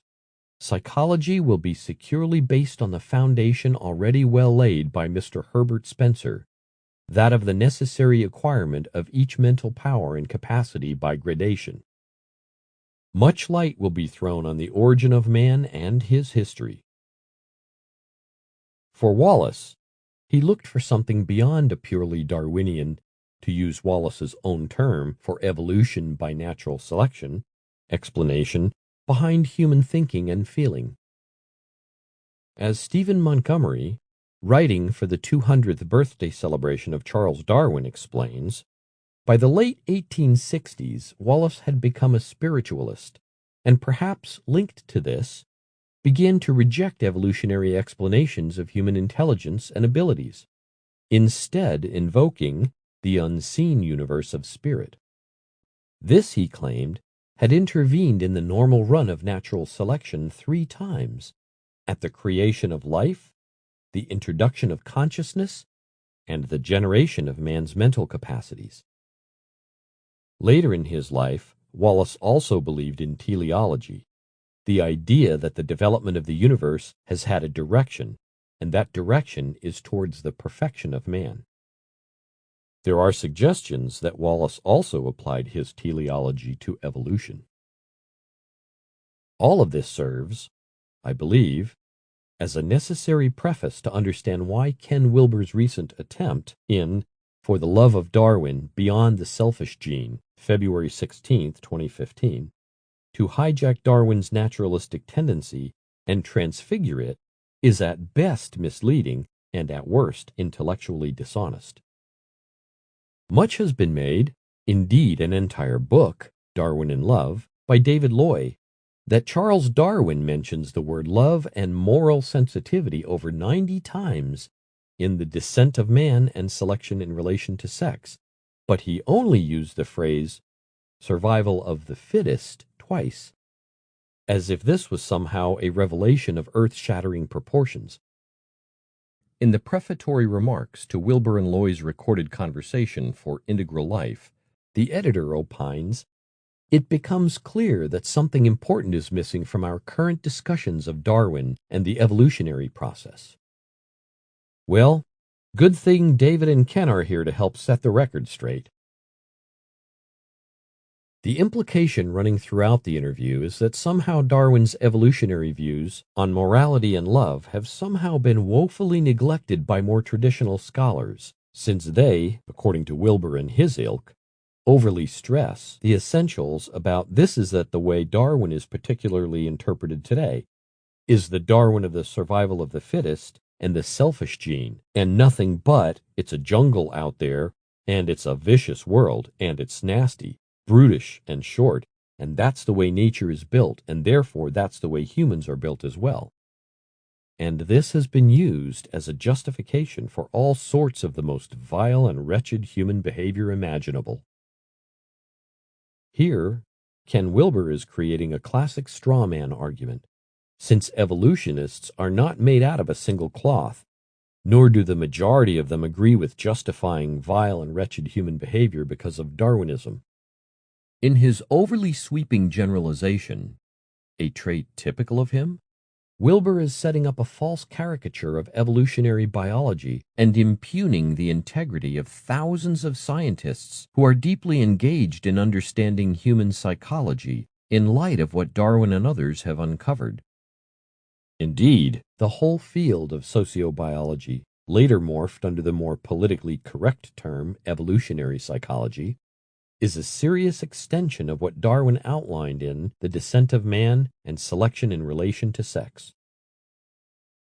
Wilber even claims Darwin's theory of what love was and is, both in its most basic and intimate and widest possible sense, was in the end to become a theory of love as the vital prime driver in the crucial moral evolution of our species, which, in his version, was like a skyrocket into the dark sky of history.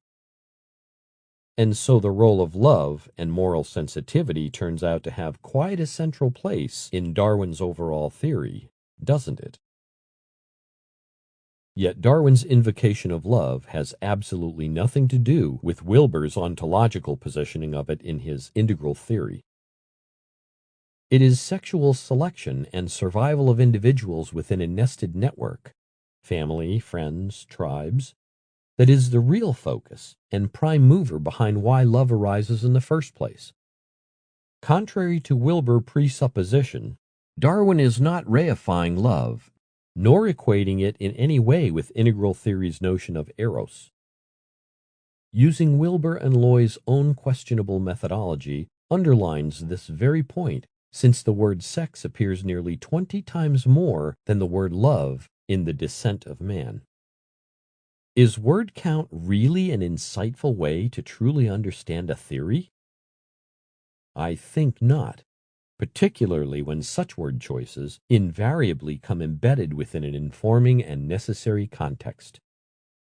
Adolf Hitler's Mein Kampf, for instance, to take just one stark example, mentions the word love in some form over 40 times.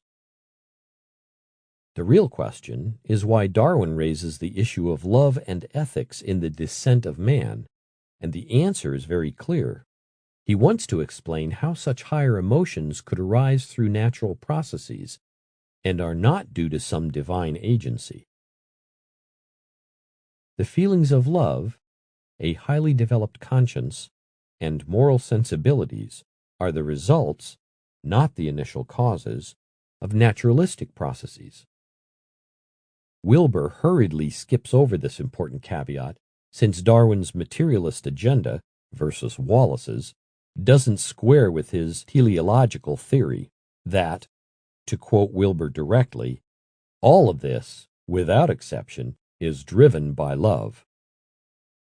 Contrary to Darwin's understanding of how life evolves over time, Wilbur posits there is no way in hell that the universe went from atoms to Shakespeare out of random stabs.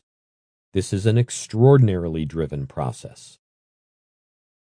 Wilbur's lame attempt to massage Darwin's naturalist and non-teleological understanding of why higher emotions arose in the first place in animals and later human beings is to deeply misread the descent of man, particularly when even those thinkers who advocate intelligent design don't bastardize Darwin this badly. As Benjamin Weicker, a Roman Catholic ethicist, writing for the Discovery Institute, lucidly explains, there is no reason for guesswork on Darwin's views of morality. He set them out all too clearly in his Descent of Man, the book in which he applied his theory of evolution to human beings. In it, Darwin very meticulously attempts to explain everything human as an effect of natural or sexual selection, everything including morality. Moreover, Weicker argues that the Descent was written in part to convince Darwin's closest friends and evolutionary allies, Charles Lyell, Asa Gray, and Alfred Wallace, his acknowledged co-discoverer of the theory of evolution by natural selection, that natural selection could explain all of human evolution. Lyell, Gray, and Wallace affirmed natural selection as a cause of human evolution, but an insufficient one to account for our moral and intellectual capacities. They believed the evidence of our qualitatively distinct moral and intellectual capacities implied a divine hand in the process. Darwin vehemently objected. He would not allow any divine causality at all. The Descent of Man was written to show Lyell, Gray, and Wallace that a godless account, relying on random variation, natural selection, and sexual selection, could explain every aspect of human nature that might appear too elevated, too divine-like, to have been caused by natural processes alone. Morality was just one aspect Darwin attempted to explain, but it is important that it must be understood as an attempt to remove any need for God. Darwin's is strictly and exactly speaking a godless account of morality. Furthermore, it is disingenuous for Wilbur to suggest that evolutionists have somehow ignored Darwin's theory on morality when, in terms of historical trajectories, there has been an extensive literature and discussion on precisely why humans appreciate beauty, fall in love, and perform altruistic acts. Wilbur, and not the neo-Darwinists he repeatedly mischaracterizes, is caught in a web of sloganeering when he reduces evolutionary thinking to a series of sound bites. Would Darwin, even at his most sentimental, agree with Integral Life's summation of Wilbur's view on love's role in evolution? Rather than just a mere human emotion, love is cast as a central driving force in the cosmos, the force of Eros itself, pushing all of us along our inevitable return to spirit. So why is Wilbur trying to shoehorn Darwin back into his integral agenda, when Darwin himself wouldn't see eye to eye with such a ploy?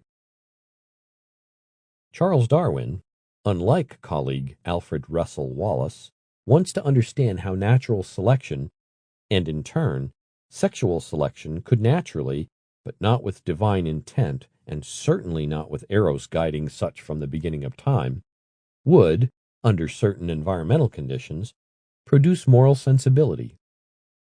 In an extended passage from the Descent of Man, Darwin explains how human sensitivity may have arisen. It deserves notice that, as soon as the progenitors of man became social, and this probably occurred at a very early period, the principle of imitation and reason and experience would have increased, and much modified the intellectual powers in a way of which we see only traces in the lower animals.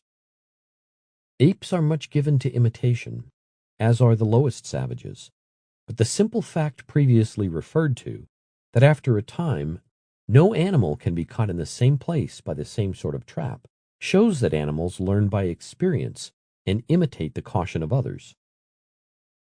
Now, if some one man in a tribe, more sagacious than the others, invented a new snare or weapon, or other means of attack or defense, the plainest self-interest, without the assistance of much reasoning power, would prompt the other members to imitate him, and all would thus profit. The habitual practice of each new art must likewise, in some slight degree, strengthen the intellect.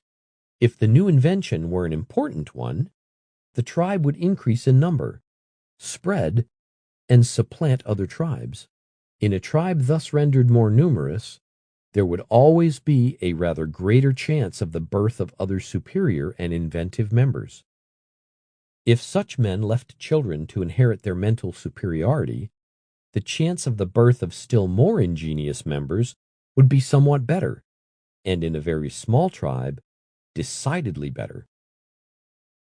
Even if they left no children, the tribe would still include their blood relations, and it has been ascertained by agriculturalists that by preserving and breeding from the family of an animal, which, when slaughtered, was found to be valuable, the desired character has been obtained. Turning now to the social and moral faculties. In order that primeval men, or the ape-like progenitors of man, should become social, they must have acquired the same instinctive feelings which impel other animals to live in a body, and they no doubt exhibited the same general disposition. They would have felt uneasy when separated from their comrades, for whom they would have felt some degree of love. They would have warned each other of danger, and have given mutual aid in attack or defense. All this implies some degree of sympathy, fidelity, and courage. Such social qualities, the paramount importance of which to the lower animals is disputed by no one, were no doubt acquired by the progenitors of man in a similar manner, namely, through natural selection, aided by inherited habit. When two tribes of primeval man, living in the same country, came into competition, if, other circumstances being equal, the one tribe included a great number of courageous, sympathetic, and faithful members, who were always ready to warn each other of danger, to aid and defend each other, this tribe would succeed better and conquer the other. Let it be borne in mind how all-important in the never-ceasing wars of savages, fidelity and courage must be. The advantage which disciplined soldiers have over undisciplined hordes follows chiefly from the confidence which each man feels in his comrades. Obedience, as Mr. Béjot has well shown, is of the highest value, for any form of government is better than none. Selfish and contentious people will not cohere, and without coherence, nothing can be effected. A tribe rich in the above qualities would spread and be victorious over other tribes, but in the course of time it would, judging from all past history, be in its turn overcome by some other tribe still more highly endowed. Thus, the social and moral qualities would tend slowly to advance and be diffused throughout the world. Several lines down from this passage, after reducing more evidence from the natural history for moral progression, Charles Darwin summarizes his theory thusly: ultimately, our moral sense or conscience becomes a highly complex sentiment, originating in the social instincts, largely guided by the approbation of our fellow men, ruled by reason, self-interest, and in later times by deep religious feelings, and confirmed by instruction and habit. Ironically, Darwin is biologically prefiguring Nietzsche's more philosophical observation that which does not kill us makes us stronger, which in Darwin's sense simply means humans as a social animal were more likely to survive if they could bond together versus continually infighting. To what practical purpose does love serve if everything is destined to decay and die? The answer is simpler than we might wish to admit. It makes us commit. And that very act of committing has a survival value, particularly when pair bonding, family bonding, tribal bonding, and so on gives one greater resources than merely confronting the world alone. The Death of Adam, Evolution and Its Impact on Western Thought.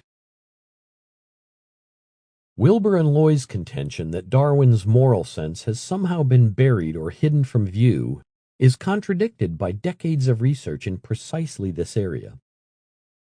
John C. Green, 56 years ago, captured the essence of Darwin's views on why humans developed a conscience in his book, The Death of Adam, Evolution and Its Impact on Western Thought.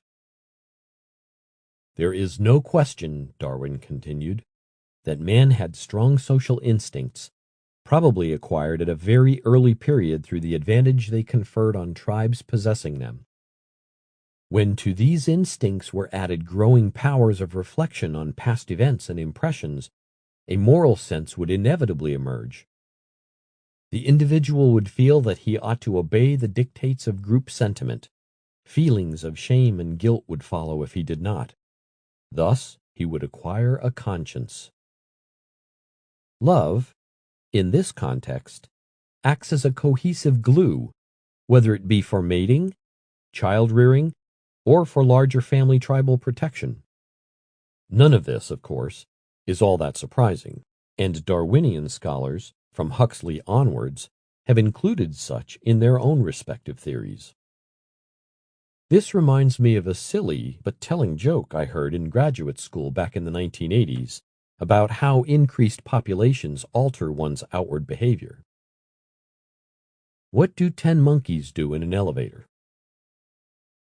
Not much. Just like humans, heads down or up, but not much looking around. Monkeys and humans tend to behave. Okay, what does one monkey do in an elevator? Anything he wants.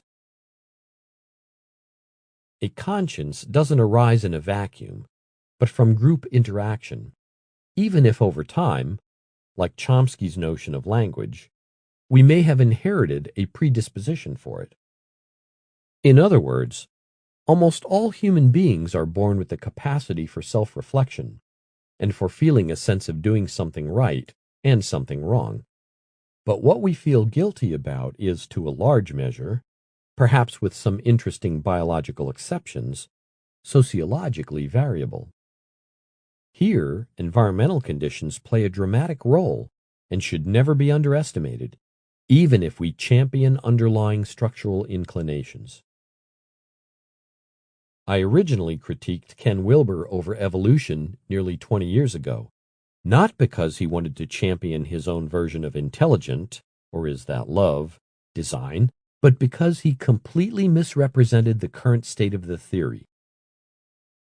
Darwin is not in Wilber's camp, no matter how one tries to wiggle him into fit an integral paradigm entrenched as it is with a directional aim for evolution.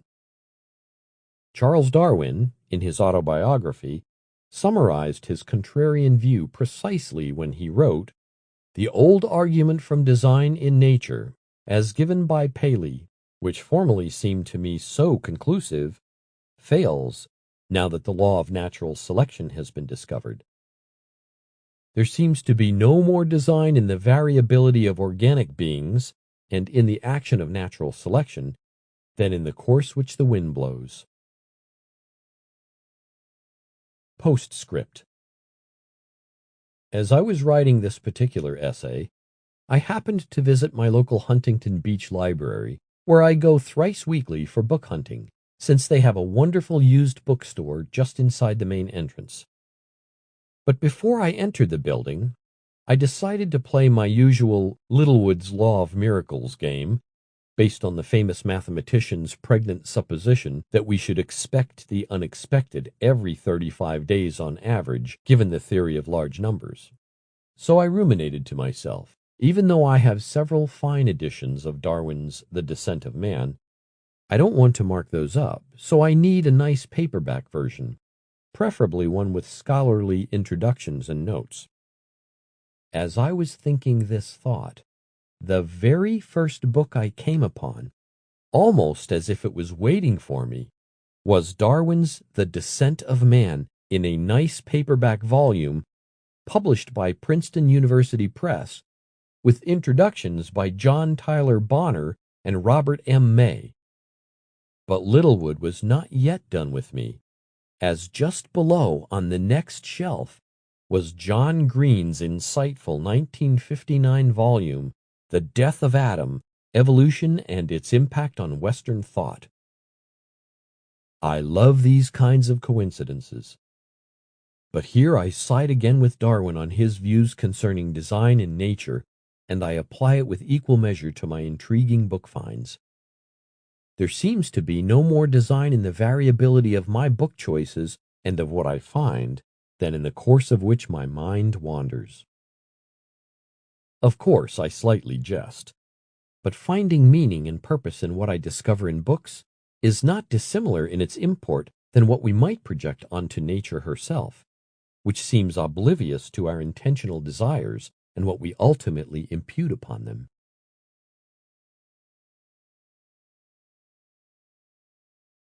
Chapter 6: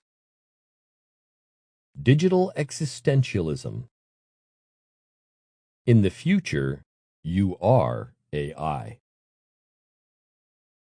The acquisition of knowledge is defined, limited, and measured by distance.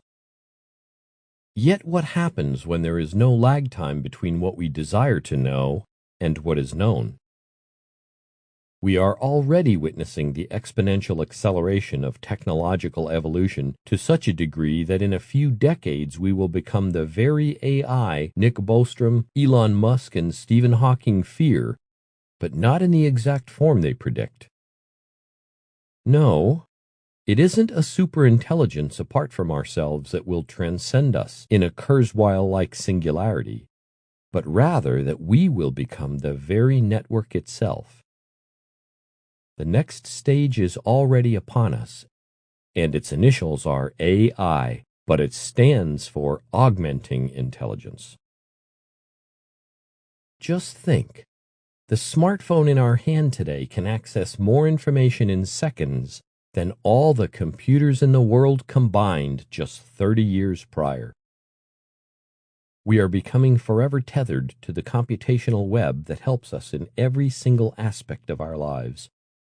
From who we date and mate, to how we spell and write, to how we sing and compose, to how we drive and shop, to how we watch and listen, to how we think. The tomorrow of who we are can be glimpsed in the millions of applications that are downloaded daily to help us navigate our overlapping worlds of the virtual and the empirical. But that distinction between the two is an illusory one, which will soon be crossed when we become the very apps we seek, where that which we want and that which we can have are one and the same.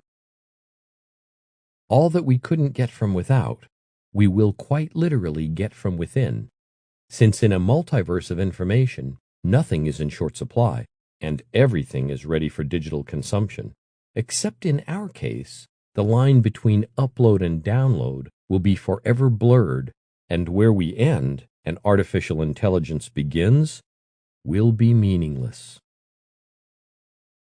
Everything we know will be literally turned inside out. We already are glimpsing such a destiny even now, as moment to moment we are sharing the most personal of details and pictures of our lives to strangers we have never met except in textual affirmations. No longer will we have to pretend to be the avatars we project.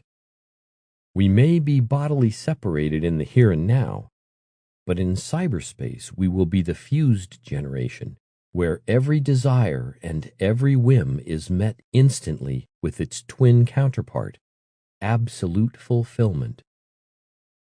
But therein lies the great transformation we cannot portend, sacrificing the limits of our humanity and what made us who we are, for a future where nothing that is breakable and vulnerable remains, since we have replaced our mortality and its fragileness for a photonic wonderland where space and time and their separation no longer have any meaning. The forbidden fruit is electronic, and we have already eaten it. The future will not so much shock as absorb us. We, the last remnants of a nature without intention, are becoming aware of a wholly new terrain that also brings with it a terror of its own. Digital existentialism, where meaning and purpose are without direction, and where we are never alone. We sacrificed our privacy for never-ending company, and in return, we became the flickering screen that never shuts off.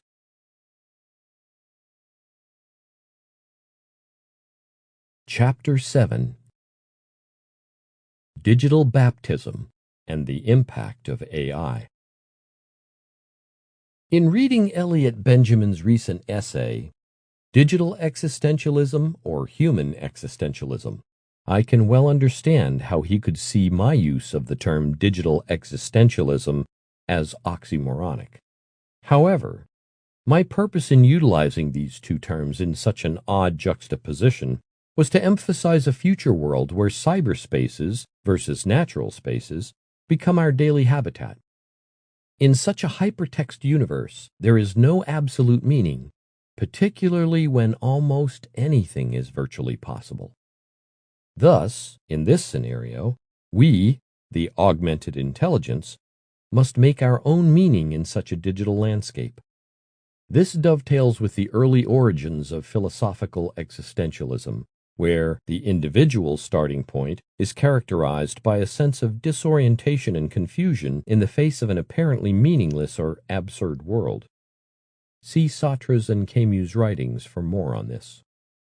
But the world, in the future, is binary, and hence it portends something quite different in character than what Kierkegaard and his early 20th century successors confronted. It is for this reason that I wished to place the adjective digital before the noun existentialism, so to clearly demarcate what is in store for us. I agree with Elliot Benjamin when he writes, "We are talking about the essence of the deepest experiences of what it means to be human." Yes, but when the world turns inside out, quite literally so, then as humans we are confronted with quite a different cosmology than what our ancestors confronted, even if both share a Camusian-like angst about what it all means. Our human nature is being tinkered with, even if we may hold out hope that it would be otherwise.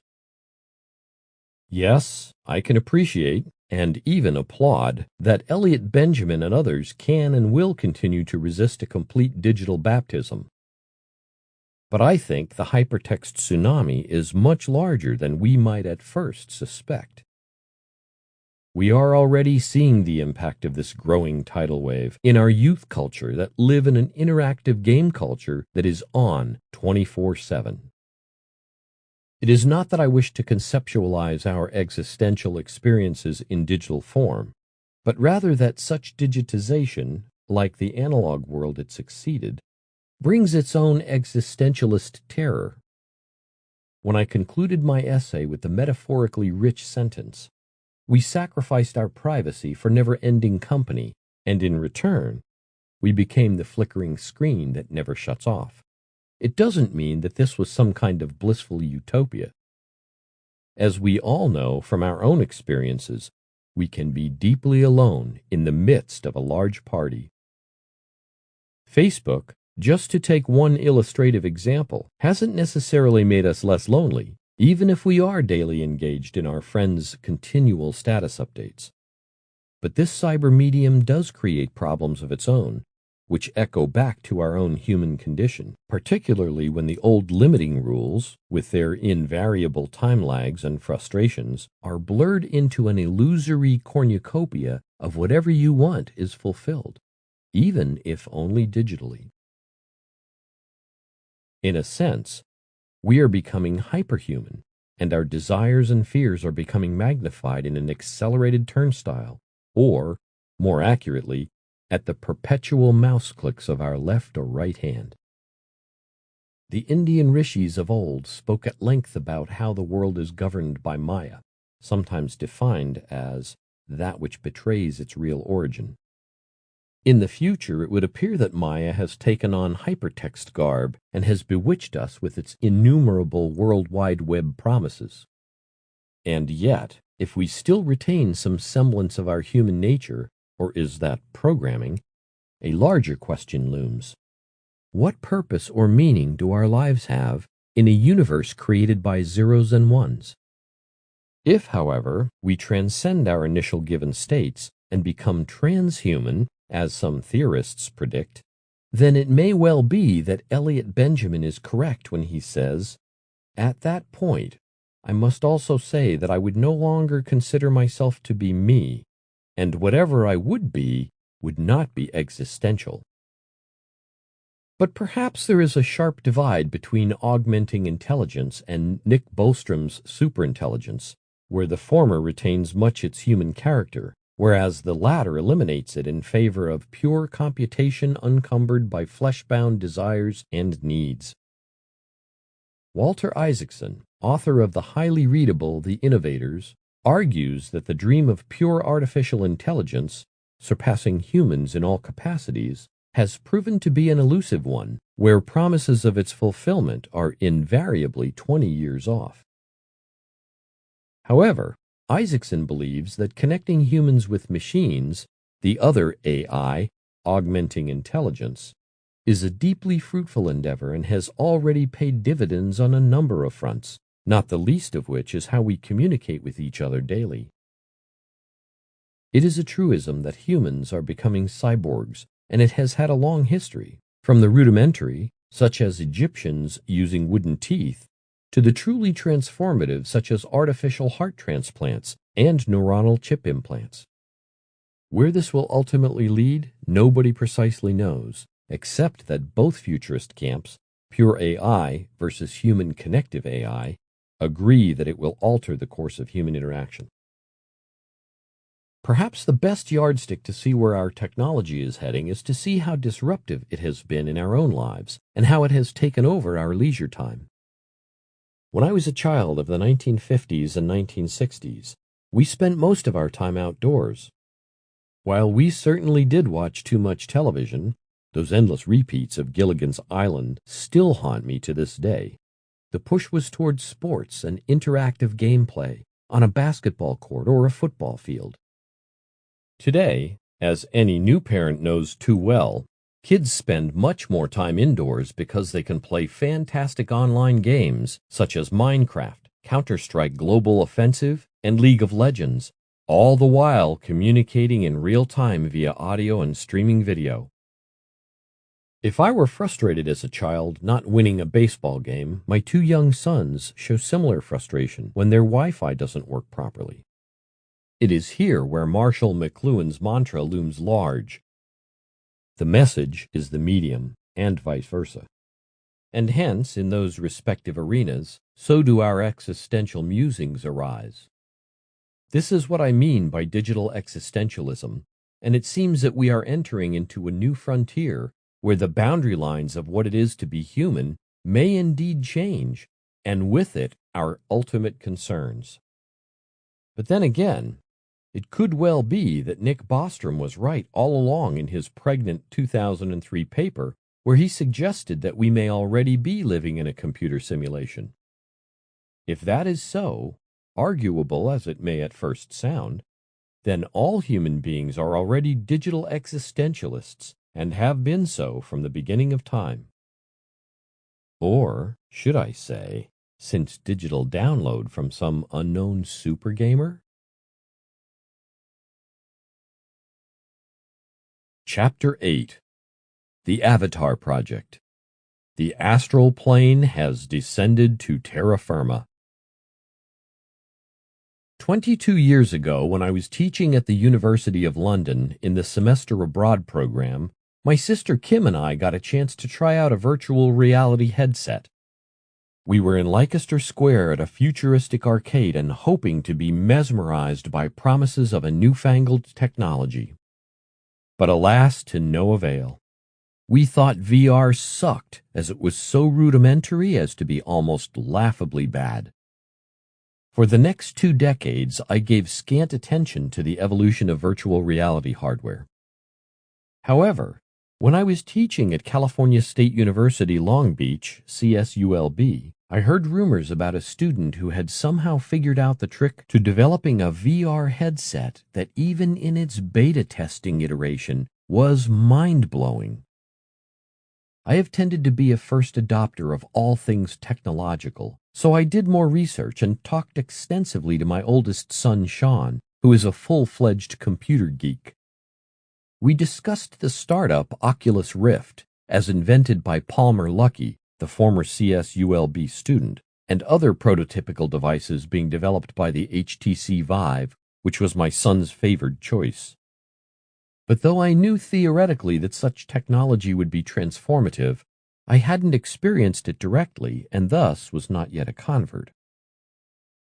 All that changed, however, the day I tried Google Cardboard, a surprisingly simple, hard paper construction that looks at first glance as if it was made on the fly.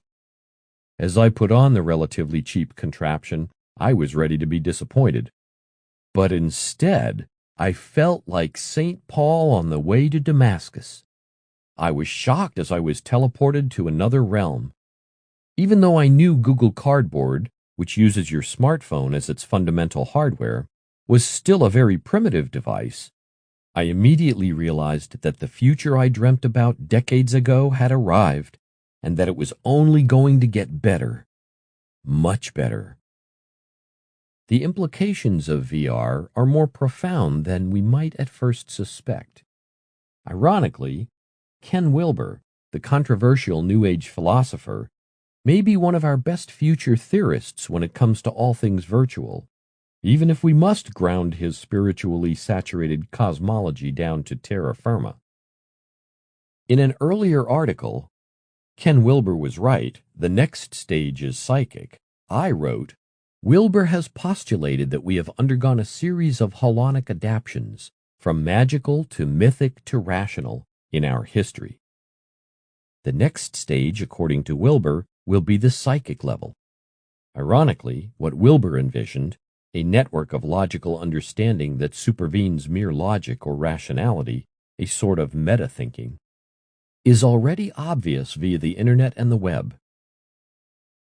Wilber was spot on, except that he didn't envision the psychic realm as being generated by the nuts and bolts of routers, cables, servers, computers, engineered software programming, etc., but had postulated something a bit more ethereal. In other words, Ken Wilber's model was correct in its insight, but wholly missing in its mechanics. In Wilber's hierarchical schema, the next level beyond psychic is what he refers to as the subtle realm. As he explains in his early books, this is a state of consciousness where all sorts of fantastic visions of light and sound occur, and where the mind can be enveloped into astral realms.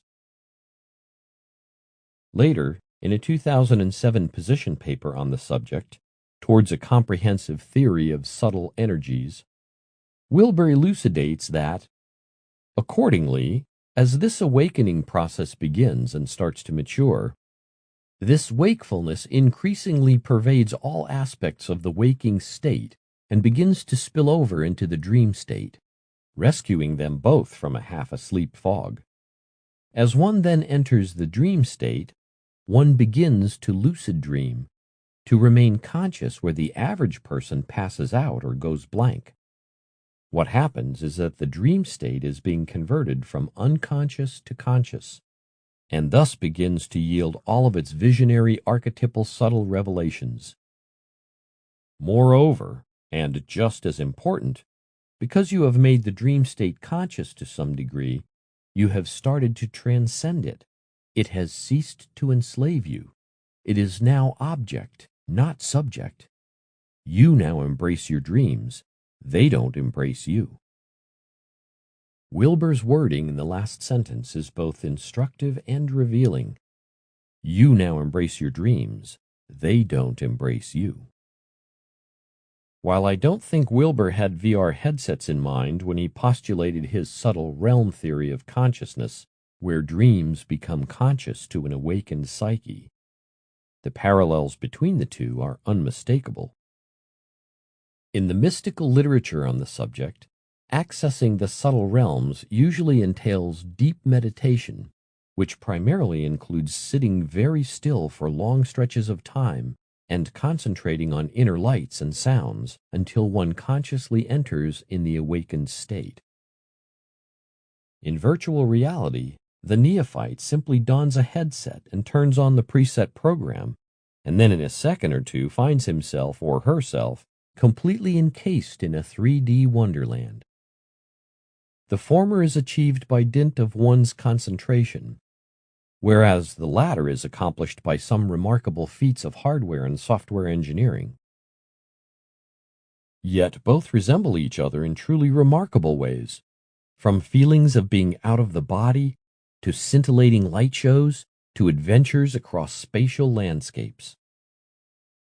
I myself have been a lifelong meditator and have practiced Shabda Yoga for over 40 years, and though I am the first to admit that a meditative experience is different than a VR one, there is no question that they mirror each other in a number of ways, and that in the near future, it seems exceedingly obvious that anyone will be able to enjoy a simulated astral trip without resorting either to prolonged meditation or ingesting psychedelic drugs. And because VR is so easy and, here is a conscious pun, mindless, it will go viral throughout the human population, just as radio and television and the internet have done before. In a very real sense, we are downloading the astral plane, or, more precisely, our idealized versions of it. It is truly an eye-popping experience to put on Google Cardboard with your inserted iPhone, touch a button, and then find oneself enveloped in a game such as In Mind, produced by the Russian company Nival, where one travels in a 3D brain mock-up, setting off and or correcting different firing neurons and getting deeper and deeper into the walls of fibrous architecture, while you sit still and your physical body goes nowhere. Add to this the very odd sensation of feeling as if you have no body and are encompassed in a completely different world where seeing 360 degrees is the norm. This particular VR voyage reminded me of Paramahansa Yogananda's first experience of cosmic consciousness, where he wrote, "My body became immovably rooted. Breath was drawn out of my lungs as if by some huge magnet. Soul and mind instantly lost their physical bondage and streamed out like a fluid-piercing light from my every pore. The flesh was as though dead. Yet in my intense awareness, I knew that never before had I been fully alive. My sense of identity was no longer narrowly confined to a body, but embraced the circumambient atoms. People on distant streets seemed to be moving gently over my own remote periphery. The roots of plants and trees appeared through a dim transparency of the soil. I discerned the inward flow of their sap. The whole vicinity lay bare before me. My ordinary frontal vision was now changed to a vast spherical sight, simultaneously all-perceptive. Through the back of my head I saw men strolling far down Rygat Road, and noticed also a white cow who was leisurely approaching. When she reached the space in front of the open ashram gate, I observed her with my two physical eyes. As she passed by, behind the brick wall, I saw her clearly still. All objects within my panoramic gaze trembled and vibrated like quick motion pictures. My body masters the pillared courtyard, the furniture and floor, the trees and sunshine, occasionally became violently agitated until it melted into a luminescent sea, even as sugar crystals thrown into a glass of water dissolve after being shaken. The unifying light alternated with materializations of form, the metamorphosis revealing the law of cause and effect in creation. An oceanic joy broke upon calm, endless shores of my soul. The Spirit of God, I realized, is exhaustless bliss. His body is countless tissues of light. A swelling glory within me began to envelop towns, continents, the earth, solar and stellar systems, tenuous nebula, and floating universes. The entire cosmos, gently luminous, like a city seen afar at night, glimmered within the infinitude of my being. The sharply etched global outlines faded somewhat at the farthest edges. There I could see a mellow radiance, ever undiminished. It was indescribably subtle. The planetary pictures were formed of a grosser light. The divine dispersion of rays poured from an eternal source, blazing into galaxies, transfigured with ineffable auras. Again and again I saw the creative beams condense into constellations, then resolve into sheets of transparent flame. By rhythmic reversion, sextillion worlds passed into diaphanous luster. Fire became firmament. VR is astral travel for nerds. Imagine what this technology is going to look and feel like in a decade. We will live so deeply inside these VR realms that telling the difference between what is real and simulated will increasingly blur to the point of meaninglessness. This is not hype, since what I glimpsed was quite literally a cardboard rendition of a future VR, which will be exponentially far beyond anything we can presently imagine. And it is not a distant future, since in 2016, the market will be flooded with a whole series of VR products, ranging from Oculus Rift to Sony PlayStation VR, to HTC Vive, to Samsung Gear VR, to Microsoft HoloLens, to Fove VR, to Zeiss VR1, to Avgant Glyph, to Razer OS VR, to Arcos VR headset, to FreeFly VR headset. Ken Wilber's subtle realm, even if merely a replica of what he envisioned, is coming to a store near you. Keeping with my Wilber analogies and metaphors, I can well imagine Ken arguing that VR and its attendant products is a sort of Atman project, where instead of actual higher-order realization of the subtle realm, which involves tremendous hard work and personal transformation, we create a mechanical substitute for it, mistaking the simulacra for the real deal. This may or may not be true, but I do think Wilber's understanding of the subtle realm as the next leap in our evolutionary journey, even if the actual technology behind it is the opposite of what he prophesied, can serve as a very useful roadmap of what virtual worlds lie in store for us. I have no doubt that with VR we will soon be witnessing an informational tsunami, the likes of which will swamp everything, from how we educate, to how we doctor, to how we entertain. If consciousness evolved as a virtual simulator to help us better insource varying survival strategies before outsourcing them, we can readily see that humans have now progressed to the point where we can actualize our imaginings in a real world. Simply put, our technology has finally caught up with our dreams so that we can consciously inhabit what we could only before imagine.